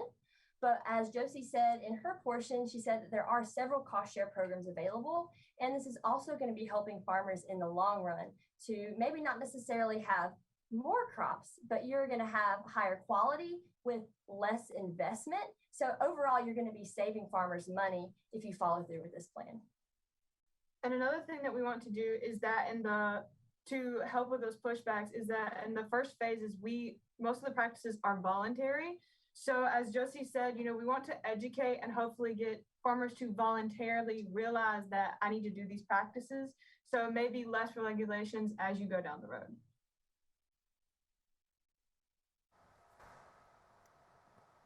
Hi, I'm Alyssa with Smithfield Foods Sustainability. Could you guys elaborate on why NRDs are the best management authority for managing these nitrate issues? Well, NRDs are a locally elected board, as y'all know, so they really know what's going on in the community and know some of the localized issues that are happening. And if I can elaborate on that, most of these people that are on the NRD board live in the community, and sometimes when you bring in people from other areas that don't live right in the community, they can really take the people out of it and just think about achieving their goals. Well, hi team, this is Tom Riley, Director of Nebraska DNR. Congratulations for getting here today. A super job and a good presentation in general. I like that you talked about the surface water and groundwater interactions. They're both important in this basin. I'm a hydrologist at heart. That's what I have done most of my career. So I've got a question related to that, and maybe just one clarification as you go forward in your career. You talked about a 1 in 25 year event that you have to store water for, and those don't actually occur every 1 in 25 years. That's the 4% chance of any 1 year. So that's okay. That's what most people look at it. Same way with a 100-year storm. It's the 1% chance in any 1 year. So I've got kind of a two-part question, and it relates to the hydrologic cycle, which you also talked about. And the first is this. On those storage structures, what if I were to tell you that they're designed to leak? That they do control surface water, but they're designed to leak water, in that we just probably can't design them to store it all. And with that, and this idea of a 25-year storm, 4% chance, we all understand that there is some kind of change. Some people might call it climate change. I call it non-stationarity. There's a change in the averages. It's raining more intensely. How do some of your thoughts address that change over time?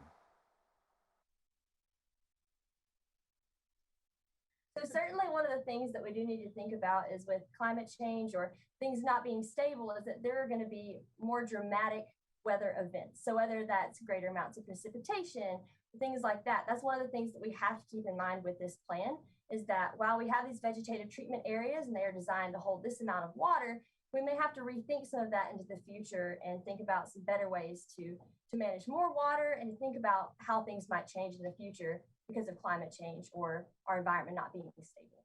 And to add on to what Sydney said, by putting in other best management practices, we're really reducing the chance for that leakage to harmfully affect the groundwater. So having all of these BMPs work together instead of it just being one last hope for the vegetative treatment areas, we're having all of these things work together so that they're all reducing that. All right, thank you. Thanks, guys. Thank you. Thank you.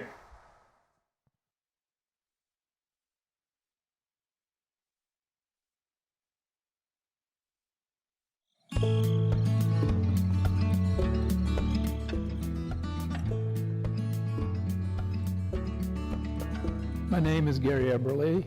I've been at the NRD, this will be my 24th year. I was elected in '97.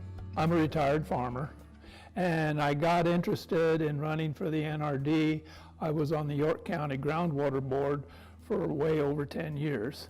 And so I got interested because a couple board members insisted that I run. Ever since I got on and everything, I've had a great deal of compassion and everything for the goals of the NRD. Basically, water conservation is probably one of the biggest highlights. And I've served various offices and everything on the NRD. Treasurer, vice chairman, and NRD representative.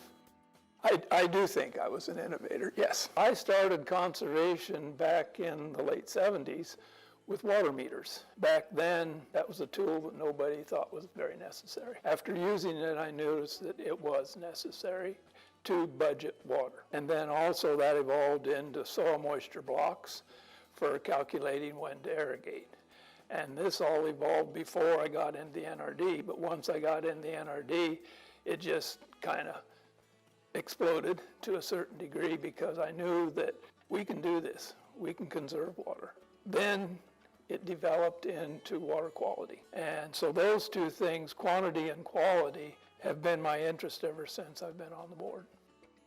In 1974, there was a project we did in the Benedict area. It's called the Benedict Project, where we metered our water and tried to get along with 16 inches. Now, that was a long time ago. And we were able to do it. Well, all those meters that went on, people said, well, that's okay.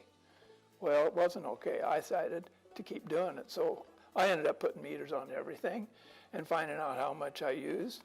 And then when the soil moisture blocks could regulate, tell us exactly what moisture was in the soil, then we could start managing our water. It's a resource. It was given to us. That water down there got put there a long, long time ago. Look what happened in the Dust Bowl areas. If we would have had conservation back then, maybe things would have been better. Right now, with our increase in our water table, you tend to be comfortable. Well, we shouldn't be comfortable. We should always be alert to the fact that somewhere down the road, we could have a stretch of dry 10 years in a row. And if we hadn't have started conserving in the beginning of that 10 years, then we'd be thinking of a lot of different areas. Agriculture in Nebraska and conservation is our future. We shouldn't just look at the present, we should look down the road. I do hope that the Nebraska conservation will continue.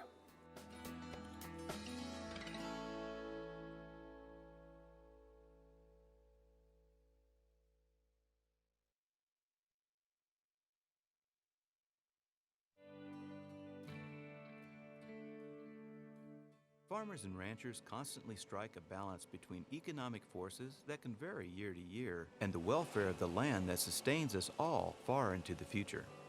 My dad was probably one of the, as far as a steward of the land, he didn't have a lot of corn on corn. He had a lot of rotation with small grains and put clover in behind oats for green fertilizer, that type of thing. So I grew up with it.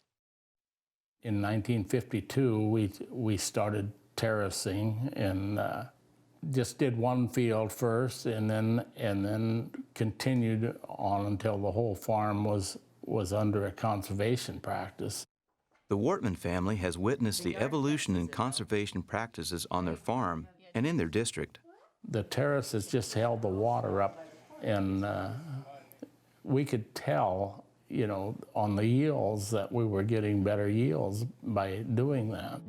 Chris and Holly Wortman both work off the farm, but the prospect of passing it on to their daughters is important to them. This family farm is a testament to the monumental changes in farm practices in the last 40 years. I just see that as just in the last, 20 years, 25 years since I was helping out here as a kid.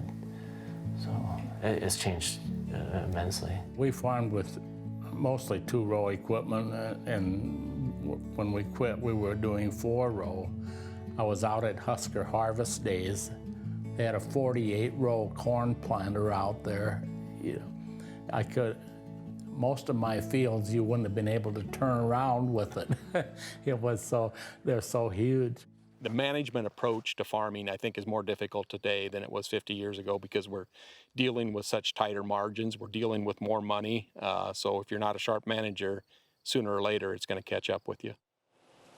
The margins have also tightened in terms of groundwater quantity and quality. Those factors have driven innovation as much as the economics of agriculture. Post-World War II, when commercial fertilizers really came available, they were cheap. A lot of guys poured it on. If a little is good, a lot is better type mentality. Nitrogen fertilizer and herbicides delivered on their promise of increased, reliable yields. Heavy tilling coupled with chemical application were the preferred methods for weed control and crop production. There were contests to see who could make it the blackest because you didn't want anything on the top of the ground, and which was just 100% wrong thing to do. But that was the way it was farmed for years and years. What was lost in that was the value of the crop residue, or stubble, that helps prevent wind erosion and puts nutrients back into the soil. The timing and amount of water used are also key. If we have high rates of recharge on the land and we over-irrigate, we're running that water past the root zone. If we have over-fertilized or the plants haven't used nitrogen, it's flushing that nitrogen down into what we call the vadose zone, which is between the bottom of the root zone and the top of the aquifer. And once they're below the root zone, the only way they're coming back is through pumping that groundwater and bringing them back to the surface to be used. We realized some of the things, our practices back in the 60s and early 70s were not the best management practices that were out there. And it created some problems for the next generation to try to correct. In northeast Nebraska, the Bazille Groundwater Management Project is a multi-partner collaboration working to address nitrate problems. It's in an area that's part of 4 NRDs, Upper Elkhorn and Lower Elkhorn and the Lower Niobrara and Lewis and Clark. The Bazille Creek drains the whole area.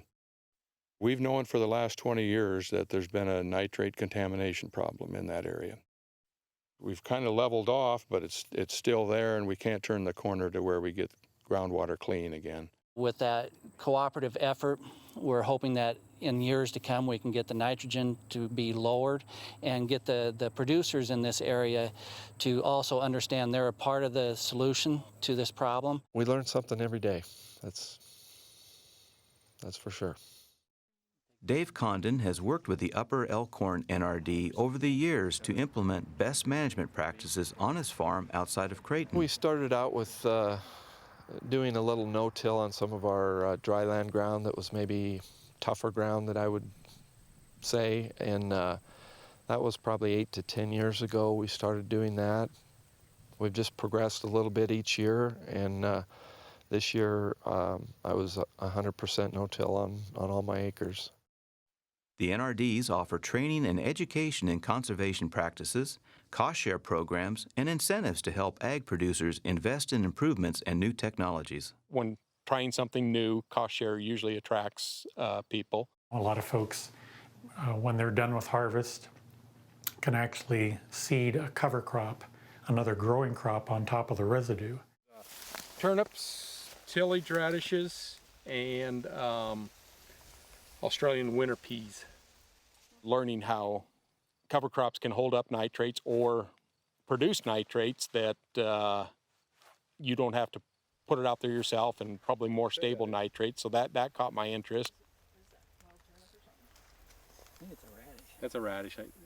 The farmers are doing a great job, we think. You know, even with the economics of the commodity prices right now, they have to very closely manage their applications of irrigation water, their fertilizer applications. And then the wheat came back on its own.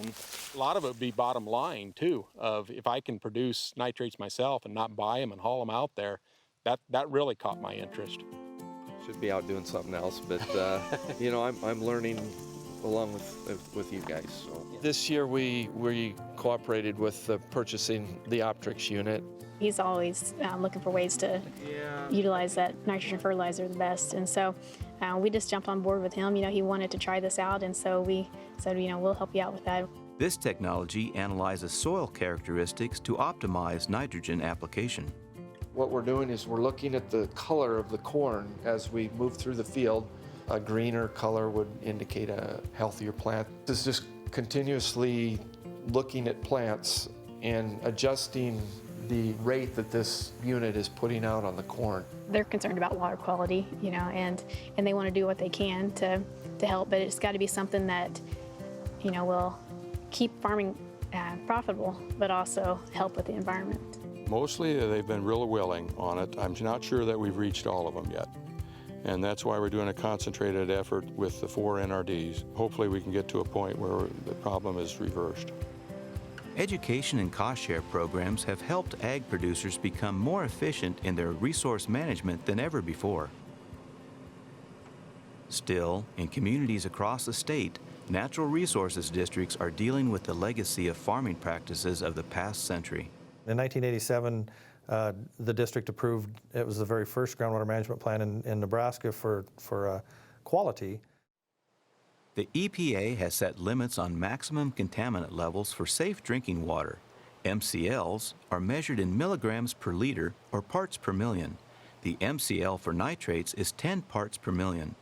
When nitrate levels approach or exceed safe limits, the NRDs implement a 4-phase regulatory structure.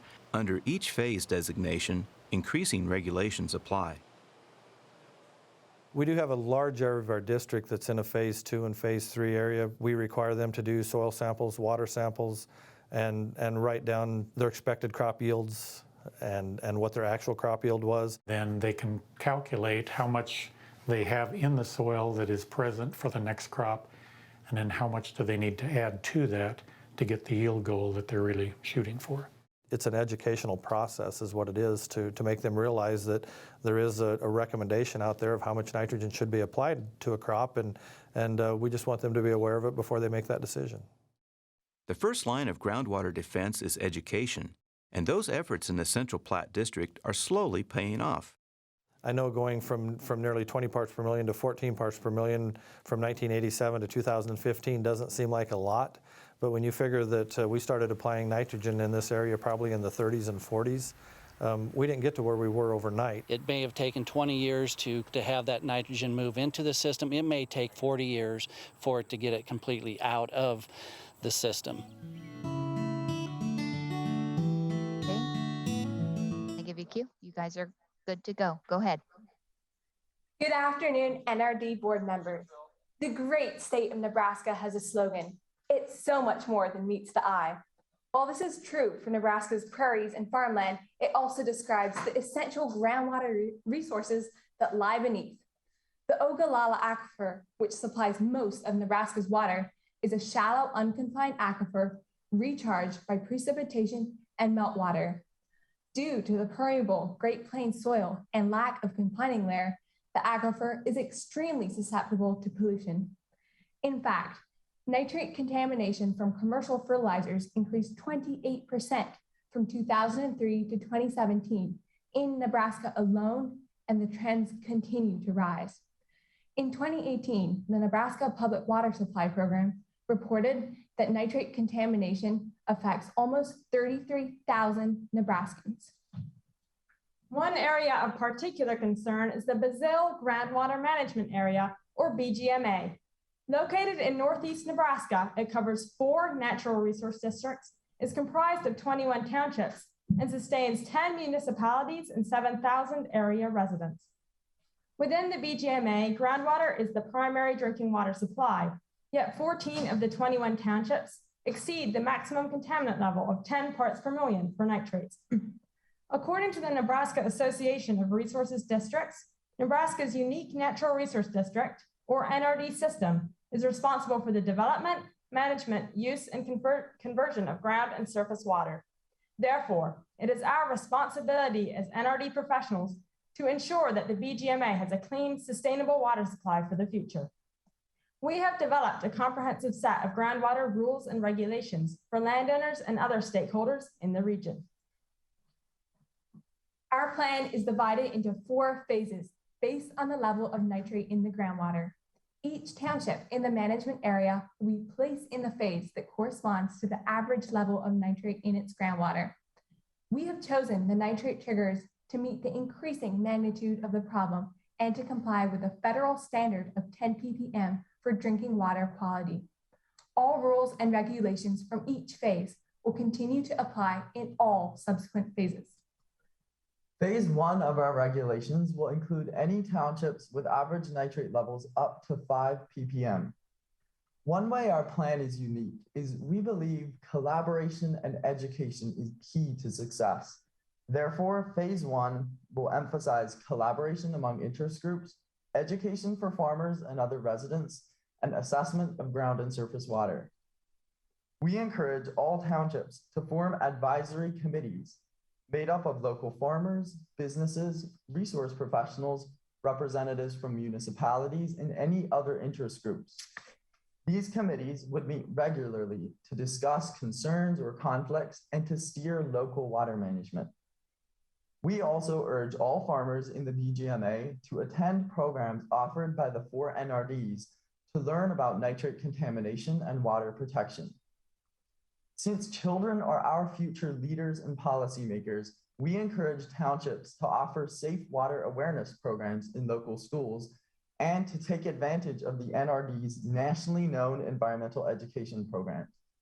Through these measures, we can ensure voluntary cooperation with our protection initiatives and reduce the cost and effort associated with mandatory regulations.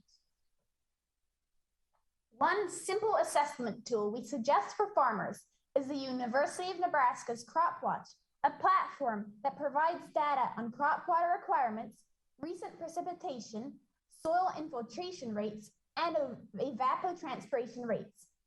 Using this information, growers can calculate their irrigation water requirements, reduce nitrate leaching from excess irrigation water, and conserve their water allotment.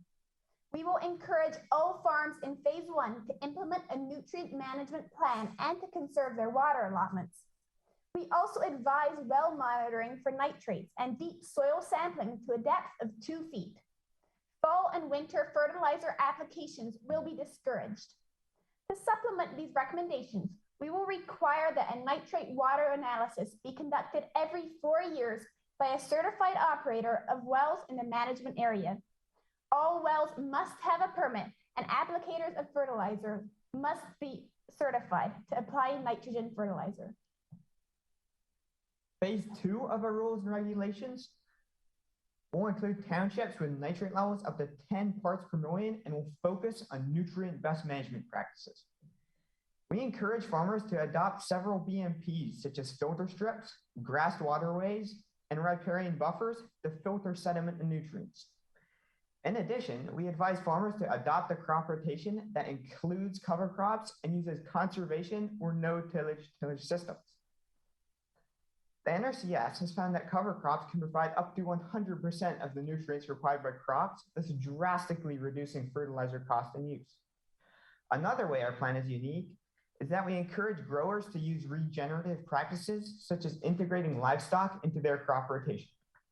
Once crops have been harvested, livestock can graze on the remaining residue, thus preparing for the next crop, adding nutrients to the soil, and minimizing the amount of land needed for pasture. According to the Rodeo Institute, this practice improves soil health and provides a nutrient source for plants that reduces chemical additions. We will also encourage farmers to use split application for fertilizers exceeding 50 pounds per acre with no more than 50% applied as pre-emergent. Fall and winter fertilizer applications will be prohibited between November 1st and March 1st.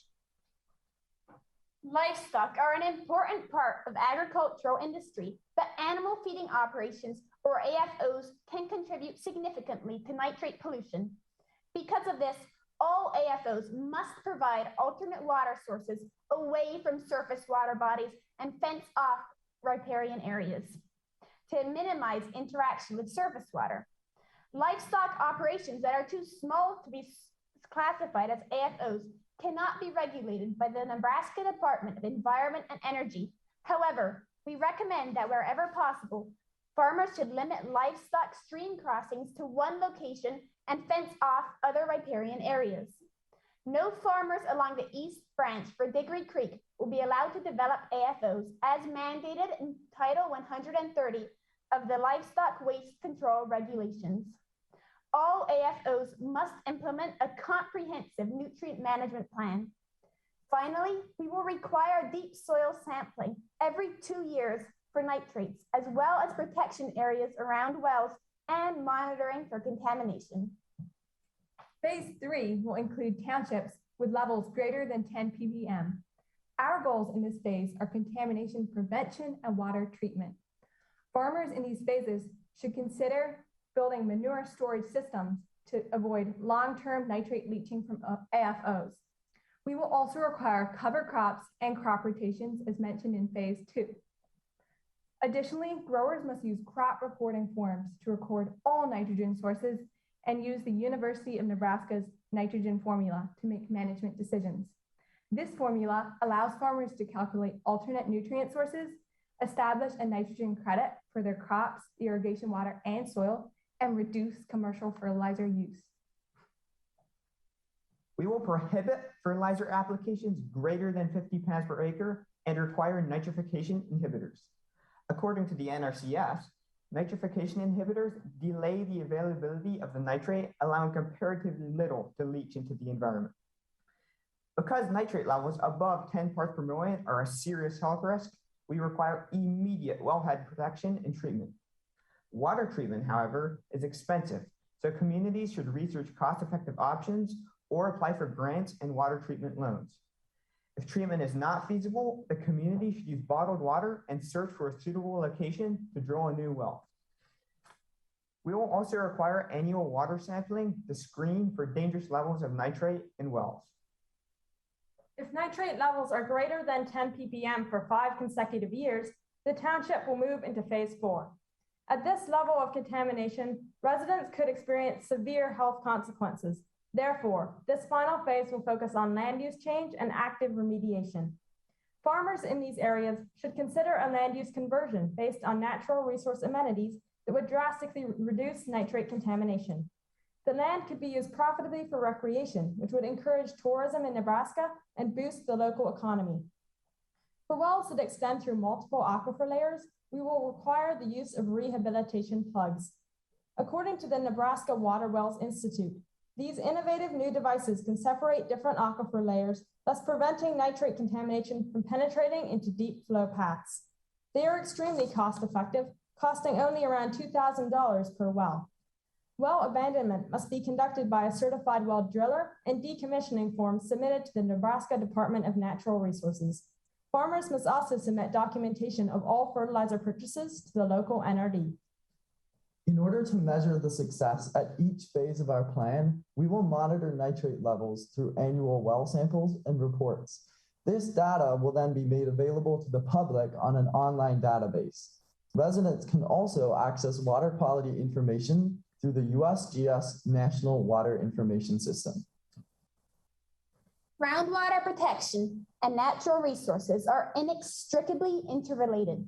Many of our rules and regulations have a direct impact on the soils, forests, wildlife, and aquatic ecosystems in the BGMA. The soils of the BGMA are predominantly loamy fine sand and have a high infiltration rate. This allows for free mobility of nitrates and threatens the underlying aquifers. Our plan addresses this in several ways. Our phase 1 recommendations to use the University of Nebraska's Crop Watch will limit irrigation and reduce nitrate leaching in the sandy soil. In phase 2, crop rotations, cover crops, and minimal tillage will boost soil organic matter. According to the Soil Quality Institute, organic matter stabilizes the soil and increases cation exchange capacity, which enables the soil to retain nutrients such as nitrates. Our phase 3 requirements that farmers establish a nitrogen credit will ensure that they only apply nutrients that the plants can use immediately, thus limiting surplus mobile nitrate. Phase 4 land use conversions will cut contamination on the most impaired soils. Forest ecosystems in the BGMA are concentrated along the region's streams and rivers and play a crucial role in protecting both ground and surface water quality. In phase 2, we suggested that farmers create riparian buffers along surface water bodies and use fencing to keep livestock out. Trees, such as the eastern cottonwood, Nebraska's state tree, remediate groundwater by absorbing heavy metals and other contaminants. Furthermore, the U.S. Forest Service has found that these trees anchor nitrates and other nutrients, stabilize stream banks, buffer floodwaters, and act as windbreaks. In addition, the BGMA supports many aquatic ecosystems and is home to a diverse wildlife community. All streams in the management area are gaining streams and are therefore very susceptible to nitrate pollution from groundwater. Our recommendations in all 4 phases will reduce nitrate additions into shallow groundwater and will therefore limit nitrate additions into streams.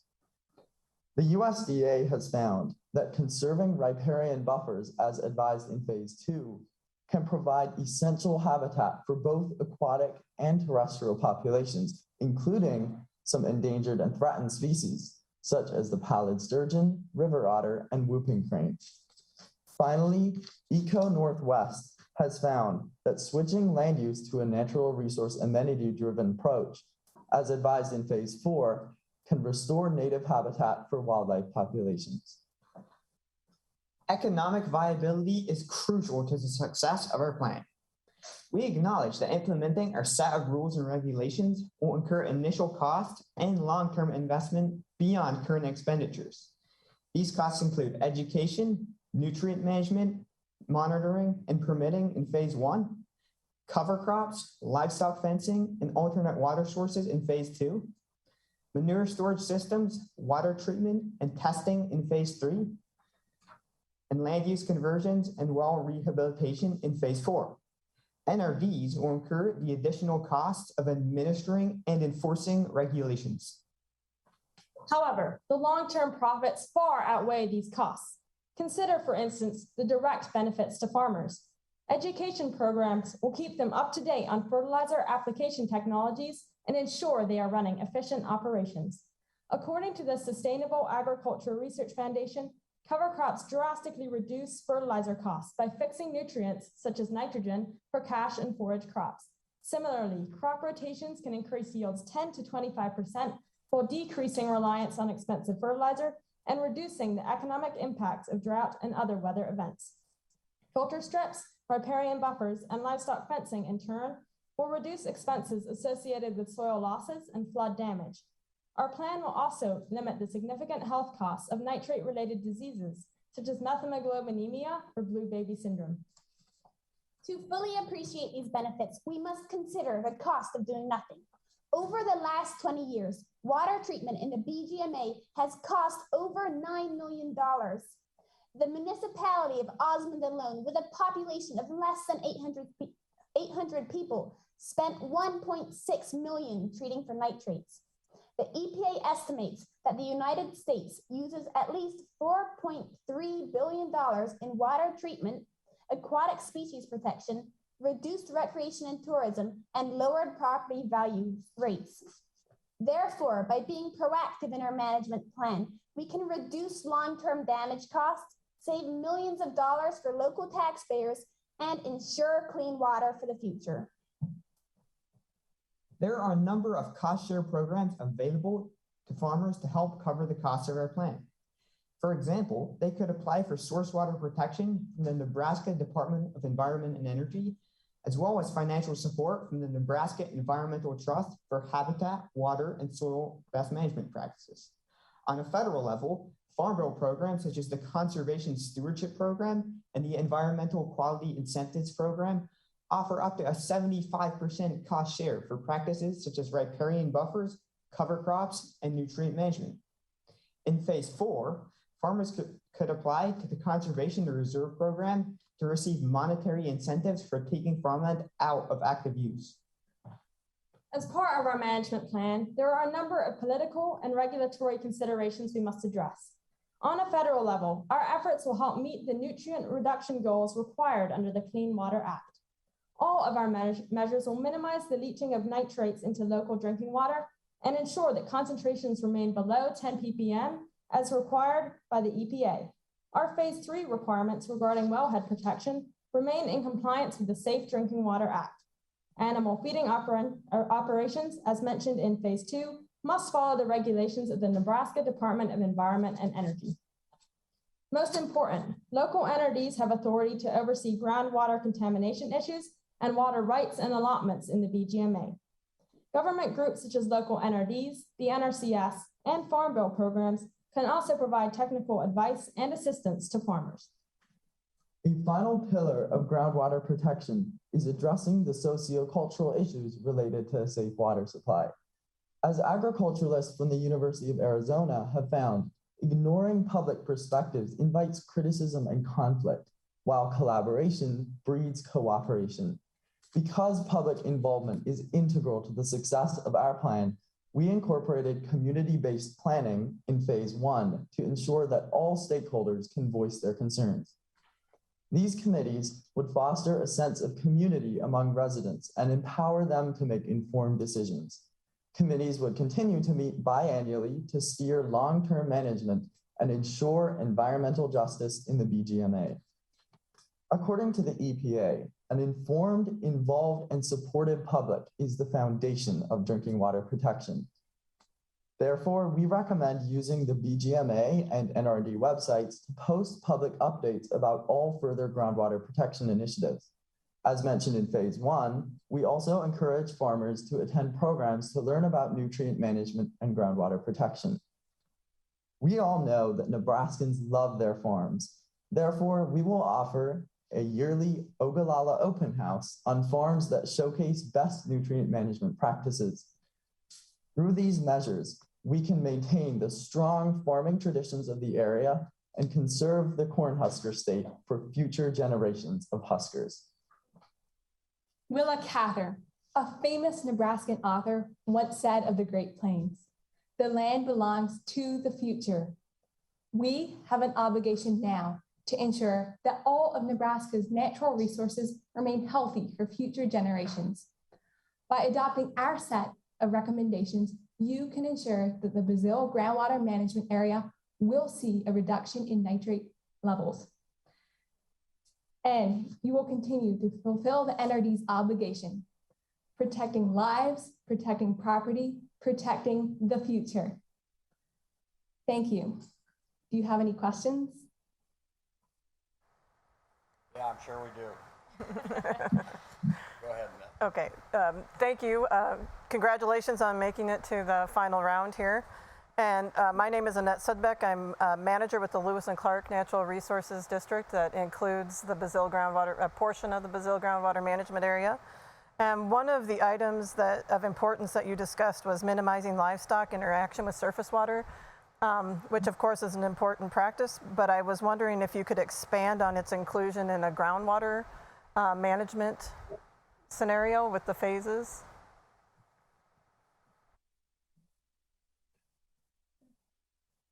Yeah, so phase 2, that's a phase 2 recommendation.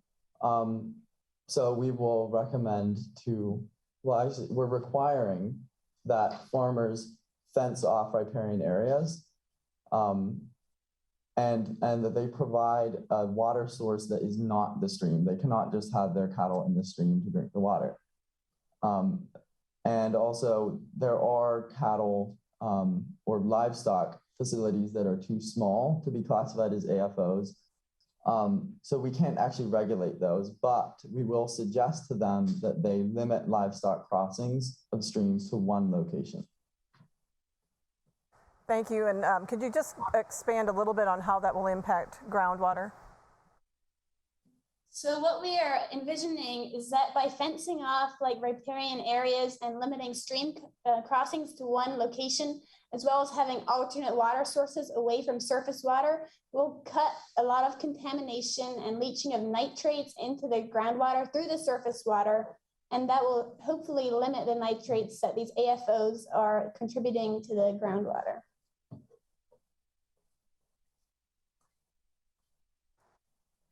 With Smithfield Food Sustainability. Great job, guys. I have a question. I believe it was in phase 2 where you mentioned using water bottles as an alternative source for drinking water, and that'll increase plastic waste. So I'm wondering if you have any programs or initiatives in mind to help handle that responsibly. Well, the use of water bottles would only be temporary while they would look for another well. Maybe some of my other teammates have an idea how we would do that. Yeah, so as Jocelyn mentioned, we haven't really thought of an option for plastic waste, but this option, bottled water, is only an option if you can't afford like a reverse osmosis system or ion exchange or distillation to fix your nitrate problem. And as she said, it would just be short term until they could find a new location to drill a new well or get the funds to treat their water. We would also use our public updates on the websites to encourage residents to recycle those bottles and not just throw them away. Thank you. Hi, I'm Britt Weiser with the NCF. And in phase 3, you had a recommendation for prohibiting nutrient applications above 50 pounds per acre at any one time. Could you explain the benefits of that recommendation and if there is any risk or downside to the producer for that recommendation? Well, the benefits of that recommendation would be just reducing the amount of nitrates that are available to leach into the groundwater. And then the cost of that, or the downside of that, of course, would be decreased productivity. They wouldn't have as much yield, possibly. So like my teammate Nicole was saying, what we're doing by limiting fertilizer applications is trying to apply the exact amount that the plants can use immediately. This will like cut excess mobile nitrate, which could leach into groundwater and raise contaminant levels. Thank you. Oh, go ahead. Go ahead. So in phase 2, we recommended a lot of best management practice. One of those is cover crops, and that would come in big where fertilizer is being limited, because those cover crops, especially legumes, will add the nitrogen back into the soil and will limit the amount that you need to apply as fertilizer. And then, like we mentioned, using the University of Nebraska's Crop Watch, you can nitrogen credit formula, you can calculate that nitrate and then subtract it from the amount that you would have to apply through commercial additions. I'm a board member, okay? So why is it difficult for board members to enact new rules and regulations? Well, one reason is that farmers might be hesitant considering the costs of the plan. The upfront costs of some of these measures might seem quite high to them. So that would be one reason that they would feel some resistance from the farmers. To counter this resistance, we have like educational programs to educate the farmers on so the NRD is implementing laws, so it'll educate them on the benefits of those laws. And so it's basically educating them so they agree with you and see the benefits and not just look at the negative side of increased costs for them. Additionally, we plan to have board meetings where this will be open to farmers to voice their concerns. And so then we can collaborate and come up with a solution that everyone's happy with. Thank you. Go ahead. Another reason the NRD might see resistance is because farmers are going to be hesitant to change their year-long, decades of farming and growing on their land, and they're probably going to want to stick to their tradition. So that's why that's another reason for the pushback. Okay, thank you. Well, congratulations, team, for being here in the finals. I'm Tom, the Director of Natural Resources for Nebraska. And thanks for your presentation. You talked about land use changes in your phase 4 recommendations. I'm wondering if you considered the possibility about implementing that type of change earlier on, or rather than just using the percent of nitrogen over a certain time, to look at depth to groundwater, soil combinations. In other words, maybe there's some easy pickings to be able to hit and remediate some areas with land use changes sooner in your process. Yeah, so we would monitor levels, nitrate levels, and find those areas that are the most impaired. So our land use conversion would not necessarily be like an entire farm that the farmer is changing. It would be more localized areas, like specific areas on the farm that have the most nitrate pollution. The reason we didn't consider putting it earlier in the plan is that a land use conversion for someone who's been farming the land for years and years is going to be really hard to take. To change the tradition of farming. So we really kind of want it as the last resort when you really cannot be applying any more nitrate on the soils because it's so impaired. Very well, thank you. Thank you, everyone. We're going to take a short break. We'll be back at 4:10.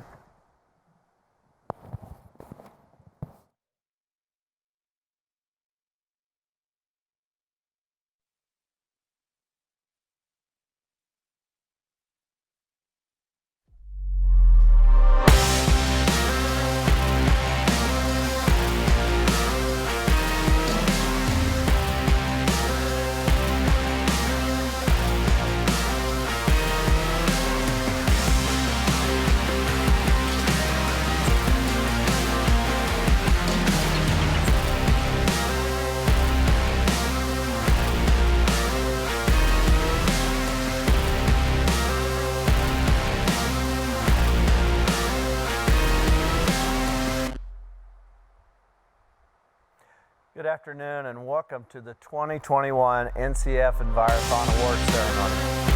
My name is Tim Palmer. I'm the immediate past president of the Conservation Districts of Iowa and on the board of the National Conservation Foundation. We want to thank you all for joining us this week for the virtual 2021 NCF-Envirothon Nebraska competition.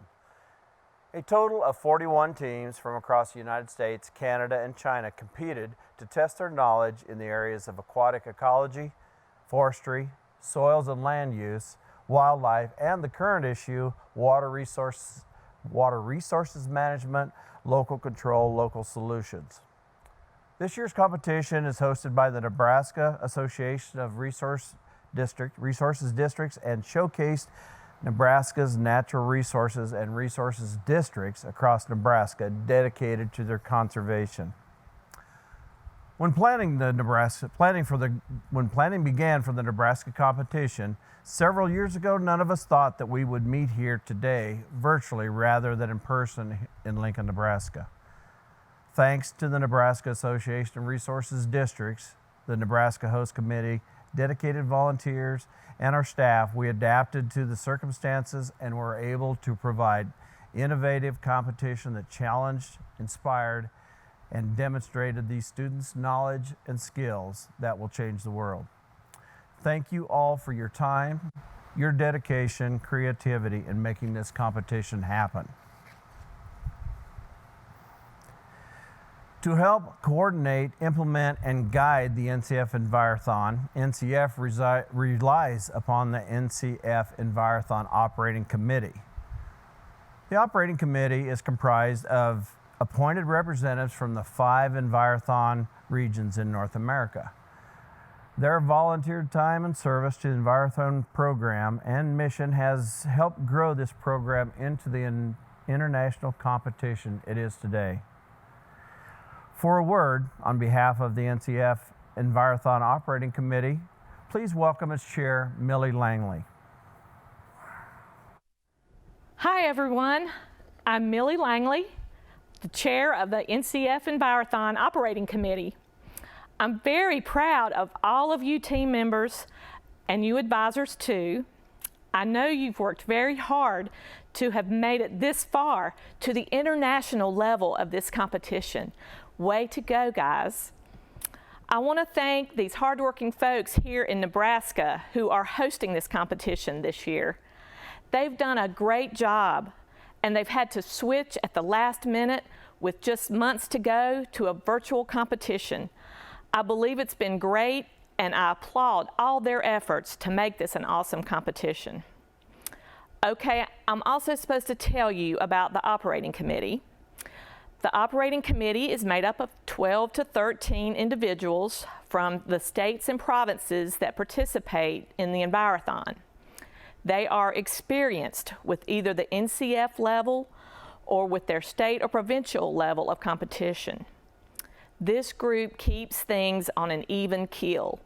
They maintain consistency from year to year, no matter where or how the competition is taking place. For example, they assisted the staff on adjusting the rules and the OP guidelines to fit the virtual competition. We also provide leadership during the competition by the CAT team. The CAT team, which is the competition advisory team, is made up of the operating committee members as well as past hosts, present hosts, and the future hosts. Our operating committee members consist of myself from North Carolina, Jeannie Dryberg from Nebraska here, Shawnee Nordland from Montana, Andrea McEwen from Missouri, Karen Hume from Delaware, Wendy Dodds, Ohio, Carrie Milligan, Utah, Mark Hedge from New Mexico. And that's our U.S. reps, and then we have our Canadian reps. Debbie Waycott from Nova Scotia, Becky Gino from New Brunswick, and Jacqueline Monteith from Manitoba. We recently said goodbye to Laurel Stake from Pennsylvania. She was a longtime Envirothon state rep and an operating committee member, and she retired a few months ago. So we wish her all good luck to her, and we will greatly miss her. For all our state and provincial reps, these are your go-to people for any questions you might have. Their contact info is on the NCF-Envirothon website by region. Our CAT team folks are also working very hard right here in Nebraska to make sure everything is going smoothly. They are manning the testing hotline, scoring both tests and the operating and the oral presentation. Our members are Wendy Dodds, who's the chair, and myself, Karen Hume, Andrea McEwen, Carrie Milligan, and future hosts from Ohio, Katie Neininger, Natalie Gertz-Young, and Kathy Vrabel-Bryan. And they're Ohio for 2022. And I also want to mention our hardworking staff. They're on top of everything. Jennifer Brooks, our program manager, and Stephanie Toller, our education specialist. We appreciate everything you guys do to make the NCF-Envirothon a great success. I also want to again thank the Nebraska Host Committee for all the work that's gone into this year's competition. Now it won't be too long before you can get a good long rest. So Ohio is coming up in 2022. I wish them good luck in preparing for that event. Good luck to all of you teams out there, wherever you are. Thank you for participating this year virtually, and I hope to see you next year. Thanks. Thank you, Millie, operating committee members, volunteers, and staff for your service. As mentioned, this year's NCF-Envirothon competition is hosted by the Nebraska Association of Resources Districts. Several years ago, they made the decision to host the annual competition, a huge undertaking in a typical competition year, but they had the extra challenge of trying to host in the middle of a global pandemic. Stepping up to the challenge, the NARD, their staff, and an army of volunteers proved worthy of the task to plan and execute the most technologically innovative Envirothon yet. To say a few words, please welcome Dean Edson, Executive Director of the Nebraska Association of Resources Districts. Well, thank you, Tim. As he mentioned, we originally planned this event to be all in person, and my staff had gone through a lot of work to plan some details for field trips. We were planning on going out to NRD recreation areas so you could see what we do on building recreational flood control structures, see a lot of the fishery habitats that we develop in working with our partners with the Nebraska Game of Parks. We were also going to showcase University of Nebraska Institute of Agriculture and Natural Resources our East Campus facility affiliated with the university that's tied to ag and natural resources. We also wanted to take you to Henry Doorly Zoo up in Omaha. But with this COVID issue, all of that got taken away. So we had to start over and charter into the unknown with the virtual competition, and not really knowing how to do it for sure because it's never been done. So I would personally like to thank my staff who did all of the work. I tried to stay out of their way as much as possible because I trust them. They do a tremendous job. I'm going to start with Jeannie Dryberg, our office manager. She's also on the NCF committee, has served on there for numerous years. She did a great job helping organize stuff. Megan Grimes is our public relations director, did yeoman's work on helping with the technical aspect and coordinating everything. And then I have two other staff members I want to recognize. Dustin Wilcox, he works on our water quantity programs. He got thrust into the capacity of trying to figure out all the technology and how we could possibly do this. He did a great job. And last but not least, Jennifer Swanson, who heads up our water quality programs. And she helped draft up the questions for your oral exam and working with a real life experience issue that we're dealing with here in Nebraska. We also had 40 committee members on 5 different committees. And these were representatives from across the state, and they all wanted to meet you in person and be part of this. But they were not able to do that, but they did a lot of work on helping organize. And then we had over 150 different Nebraska volunteers that committed numerous hours of time to make this event go, helped us with the fundraising even prior to pre-COVID and when we were going to do it live and in person, but it didn't work out. But all 150 of them stuck with it, and we're glad that we were able to host it, and hopefully we pulled it off as well as we possibly could. So thank you. Well, thank you, Dean, and all the Nebraska staff and volunteers for your work, planning, and commitment. You hosted an amazing competition. Of course, the NCF-Envirothon annual program and the 2021 NCF-Envirothon Nebraska competition cannot be possible without recognizing our amazing partners and sponsors. Thank you to the USDA Natural Resources Conservation Services, the Smithfield Foods Incorporated, the National Association of Conservation Districts, the U.S. Forest Service, the National Association of State Conservation Agencies, and the National Conservation District Employees Association for your continued support and partnership with NCF and the NCF-Envirothon. And again, thank you to the Nebraska Association of Resources Districts and the 23 individual resources districts across Nebraska for the sponsorship of the 2021 NCF-Envirothon Nebraska competition.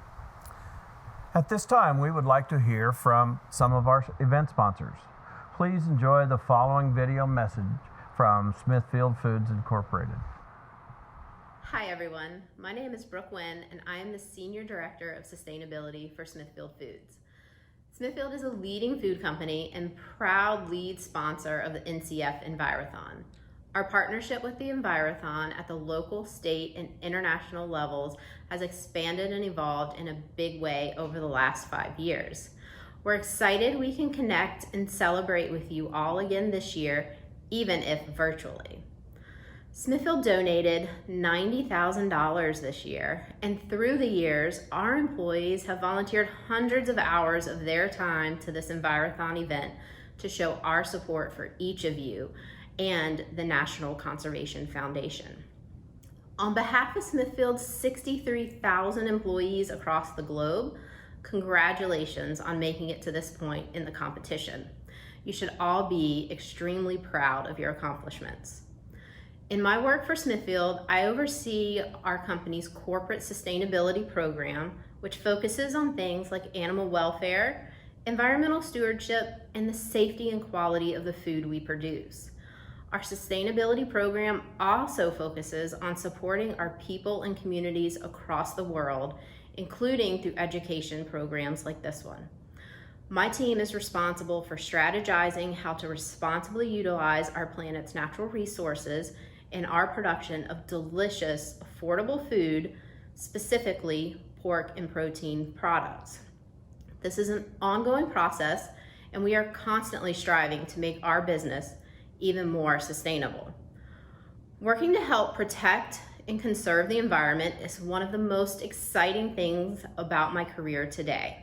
By participating in the Envirothon program, each of you are already way ahead of where I was at your age. It is inspiring to see future leaders like you take an interest in conservation and responsible stewardship of our planet at such a young age. We're excited to see what you'll do and where this journey will take you. In fact, our future depends on you. By 2050, our global population is expected to reach 10 billion people, and that's a lot of people to feed. As our planet's resources become more and more limited, the need to produce food in a sustainable, environmentally friendly way becomes very important. Fortunately, Smithfield has been pioneering sustainability and conservation efforts for almost 2 decades. Through innovations we've made, a pound of pork takes less water, land, feed, and greenhouse gas emissions to produce than ever before.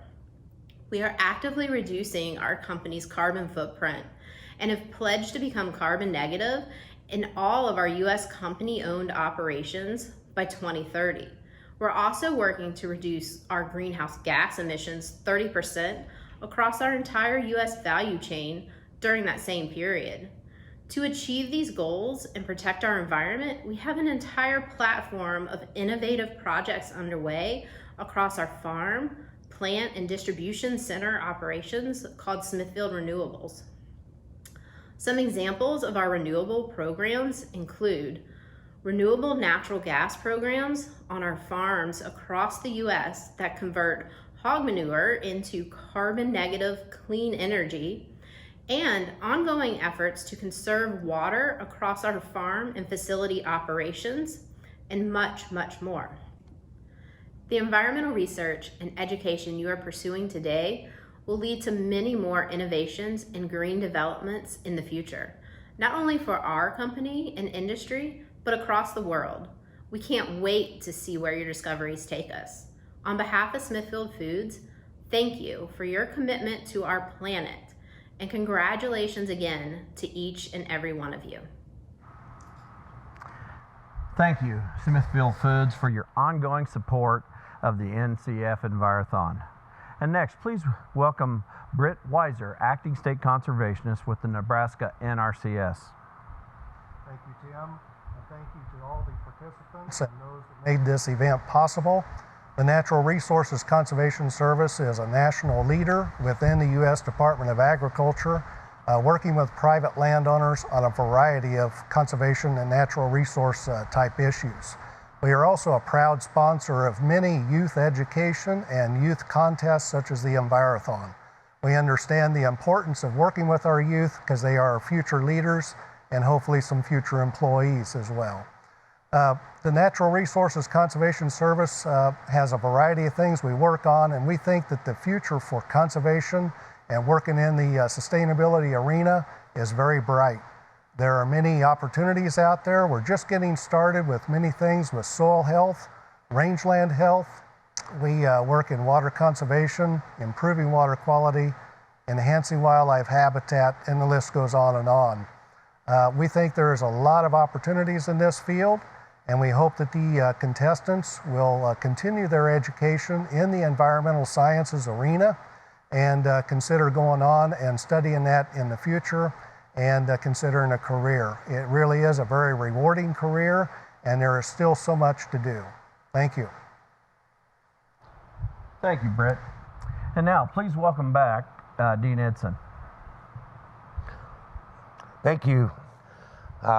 Once again, I would like to especially thank our NARD Foundation for going out and raising the funds to run this event. We Our foundation sponsors not just the Envirothon, but we sponsor about 20 different programs dealing with ag and natural resources and related to youth education and youth outdoor educational experiences, even adult education.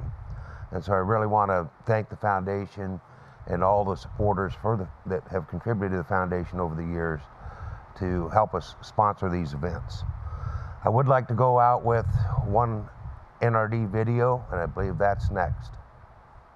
How does a state that's 430 miles across, with thousands of miles of rivers and waterways and the most irrigated land in the entire country, keep its water not only clean, but sustainable for generations? These colossal conquerings of our diverse landscapes are possible because of Nebraska's natural resources districts. Since 1972, Nebraska's natural resources districts have worked together to protect and improve Nebraska's land in all of our naturally divided districts. Each NRD is designed around our watersheds and equipped with locally elected boards directing teams of professionals, a powerful network of people who know the most about where they are and what needs to get done. With more than 80 recreation areas, 16,000 groundwater monitoring wells, and 700 flood control structures, the NRD saves our land. With Nebraska's landowners, we have even planted 100 million trees and shrubs since 1972. That's 50 trees for each Nebraskan. Our land is our future, a powerful force of rivers and rolling hills, a force waiting to be reckoned with. We face the challenges. We protect the lives and property of Nebraska. We protect the future. We are Nebraska's natural resources districts. Learn more at nrdnet.org.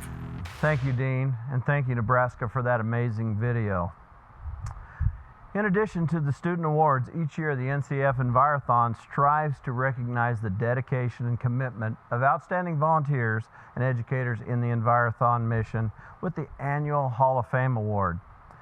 This distinction is awarded to individuals whose achievements have directly influenced, impacted, and promoted the Envirothon. To recognize this year's recipient, please enjoy this message from NCF-Envirothon Hall of Fame Selection Committee member, Shawnee Norland. A big Montana hello to all the Envirothon participants. I'm Shawnee Nordland, and I sit on the operating committee for the NCF-Envirothon, and I am also a past chairman of the NCF-Envirothon, and I'm here to present the Hall of Fame Award. The Hall of Fame was started in 2005. It recognizes the achievements of state and provincial representatives and how these individuals have directly influenced and promote the NCF-Envirothon. One has to be nominated for this award, and then the past chairmans vote on who is the most deserving person. This year's recipient is Sue Cummings. She is retired U.S. Forest Service out of Washington, D.C. She has returned to her home state of Montana. She has been involved with the Envirothon for 18 years and has helped in securing funds for the diversity grant from the U.S. Forest Service. She is the most deserving person to receive this award. She has volunteered and judged at many past NCF-Envirothons and helped secure the funds with the U.S. Forest Service for that diversity grants. Thank you, Sue, for all you have done, and here is your award. And so happy that you received it. I could say a couple things. Yes. I just wanted to say when I started in our conservation education staff at the Forest Service, the Envirothon, NCF-Envirothon now, was a very important way for us to reach high school students. We had a lot of things for elementary and middle school, but this was great for the whole forestry, soils, aquatics, and wildlife, and of course every year that different theme. So I was proud and happy to get funds through my staff and even above for the NCF-Envirothon. Congratulations to Sue Cummings on this well-deserved honor. The Envirothon program encourages students to expand their knowledge and explore environmental ecology, natural resource conservation in the areas of aquatic ecology, forestry, soils and land use, wildlife, and a current environmental issue. Teams competing this week are tested and scored on their knowledge and performance on 5 different resource tests and an oral presentation component. At this time, I would like to recognize the top scoring team in each of the 6 scored components. The first award tonight is the Don and Mary Jane Spickler Oral Presentation Award to the team with the highest oral presentation score after the preliminary round of judging yesterday. Teams were asked to develop and deliver a 20-minute oral presentation to a panel of judges. This year's scenario reflected the current issue of water resources management, local control, local solutions. The winning team will receive a plaque commemorating their achievement. In addition, their sponsoring state, provincial, or partner nation Envirothon program will receive $1,000 from the National Conservation Foundation. This year's Don and Mary Jane Spickler Oral Presentation Award winner with a preliminary oral presentation score of 178 points is Manitoba.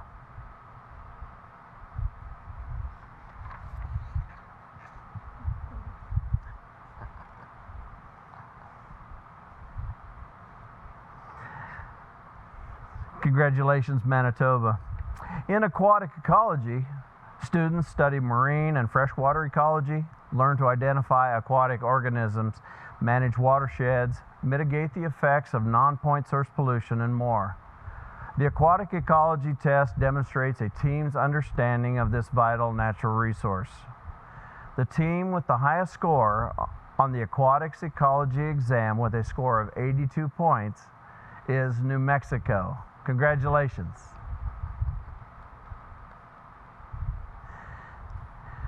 With this year's current issue, Water Resources Management, Local Control, Local Solutions, students learned the concepts of how water is managed and how the local natural resources district system works to address integrated water management challenges. The team with the highest score on the current issue exam with a score of 82 points is New York. Congratulations, New York.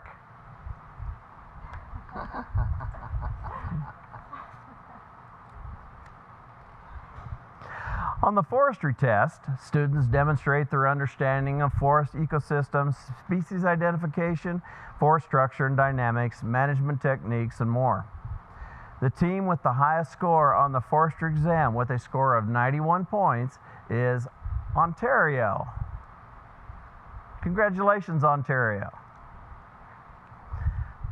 With the soils and land use test, teams are tested on soil ecology, characteristics, structure, land use management techniques, and conservation practices for urban, rural, and agricultural use. The team with the highest score on the land use exam with a score of 89 points is South Carolina. Congratulations, South Carolina.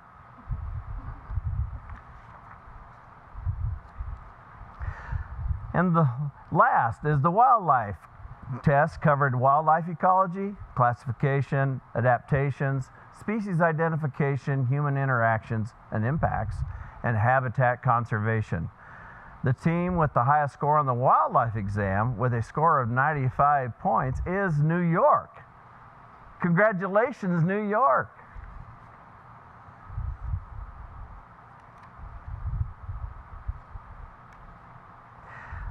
The combined scores of the 6 components are tabulated for an overall team ranking and awards.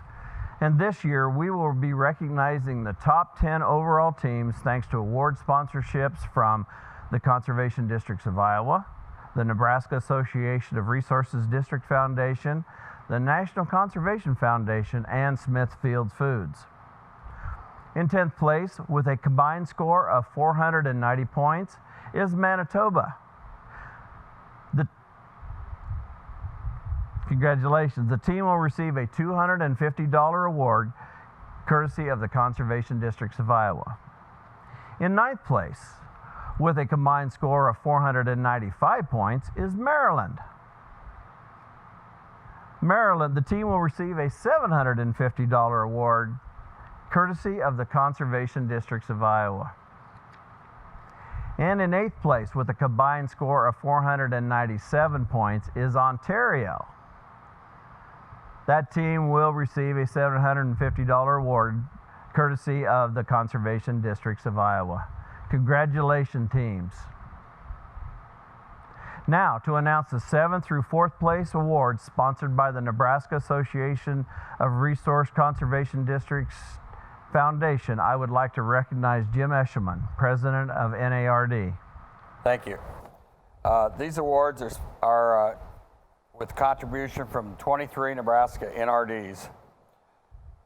7th place, I don't have point totals, but Pennsylvania got 7th place and wins $2,500. In 6th place, New Mexico wins $3,000. In 5th place, Florida, $3,500. And in 4th place, Massachusetts gets $4,000. Congratulations. Thank you and congratulations to those teams, and thank you to the Nebraska Association of Resources Districts Foundation for their support. For several years now, Smithfield Foods has been the main corporate sponsor of the NCF-Envirothon contest. The National Conservation Foundation and the NCF-Envirothon are extremely grateful for their support and belief in our mission. Smithfield actively supports NCF-Envirothon and its efforts to advance environmental education, aligning with Smithfield's environmental initiatives and commitment to the vitality of its local communities. Across the U.S., Smithfield actively encourages its employees to volunteer at local Envirothon competitions as well as the NCF-Envirothon international events. Here in Nebraska, Smithfield supports the Nebraska Envirothon program annually through donations and volunteers. And this year, Smithfield Foods is again sponsoring the scholarship awards for the top 3 teams. I'd like to introduce Alyssa Hamill with Smithfield Foods to introduce the top 3 teams. Thank you. First of all, I want to congratulate all the teams for making it to the international competition. You should be very proud of all of your hard work and efforts that brought you here. Without further ado, in 3rd place, receiving a $5,000 scholarship for the team with a combined score of 491 points is South Carolina.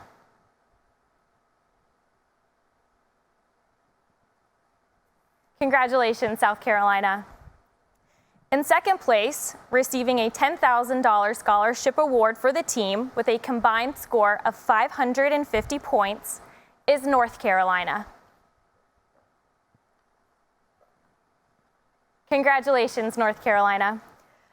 And finally, in 1st place, receiving a $15,000 scholarship award for the team with a combined score of 571 points is New York.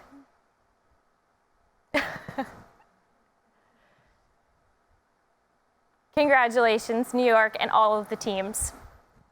Congratulations to all the teams tonight on your achievement. To your commitment to the Envirothon, or to the environment, our natural resources, and the future of conservation. Thank you. At this time, please welcome Jean Dryberg, 2021 Host Chair, and Wendy Dodds, 2022 Host Chair, for a very special presentation. Hi everyone, I'm Jeannie Dryberg, and I am co-chair of the Nebraska Host Committee. And I want to thank everybody for your participation in our Envirothon Nebraska event this week. And I want to take the opportunity to introduce the rest of our host committee. Dustin Wilcox. Dustin did a lot of the planning with the opening and the closing ceremonies. Megan Grimes, and Megan was your behind the scene HUVA expert, as well as really coordinated, helped with the volunteers. And Jennifer Swanson, and Jennifer worked with the test writers, creating those tests and the OP scenario as well. We want to thank our committees, We want to thank all the volunteers across the state of Nebraska, Jennifer and Stephanie with NCF. Everyone did an outstanding job this week to create a great event. And now we would love to, and we're excited to pass the reins on to Wendy Dodds and her Ohio Host Committee. And we want to thank each and every one of you for your help this week. You guys helped make this a good week, and we appreciate it. So with our gratitude, we would like to crown you with our Husker corn cob corn head. It can be like your thinking cap, right? So we wish you the best. We wish you the best with a year of productive planning, hoping for no hiccups, great weather for your event, and so many volunteers you won't know what to do with them. But if you ever find yourself in a trying time, we want you to dig into this basket and find some comfort from Nebraska. We wish you the best, and we're looking forward to Envirothon Ohio 2022. All right. Thank you, Jeannie, and your host committee. You guys were amazing hosts. It was great to be here. I think that our Ohio host committee has learned a lot about moving forward with the next competition, which will be in person in Ohio. The dates are going to be July 24th through July 29th, 2022, and we'll be hosting the event at Miami University in Oxford, Ohio. So we're excited to get people to Ohio. Just want to quickly introduce some of our committee members. Behind me, I have Katie Naniger, Natalie Gertz-Young, and Kathy Vrabel-Bryan. So that's just a couple of our committee members that are hoping to host the event. So we are really looking forward to having it in Ohio. Yeah. I think that it's a big undertaking, and I wish that it didn't have to be virtual this year, but you guys did an amazing job, and we appreciate everything. So. Thank you. Looking forward to Ohio in 2022.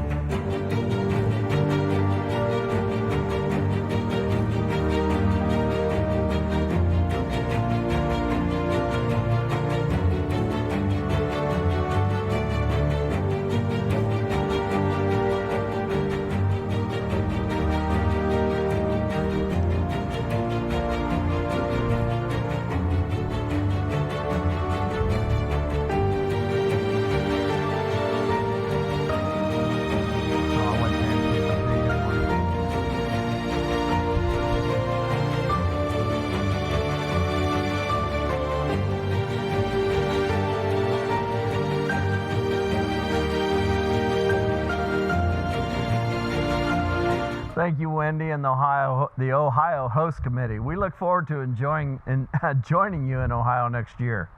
And thank you, Gene, and the entire Nebraska Host Committee, and all the volunteers who made the 2021 event possible. Want to again thank the Nebraska Association of Resources Districts, the National Resources Districts Foundation in Nebraska, Smithfield Foods Inc., Smithfield Foods Inc., and all the other sponsors and partners who made tonight possible and this competition possible.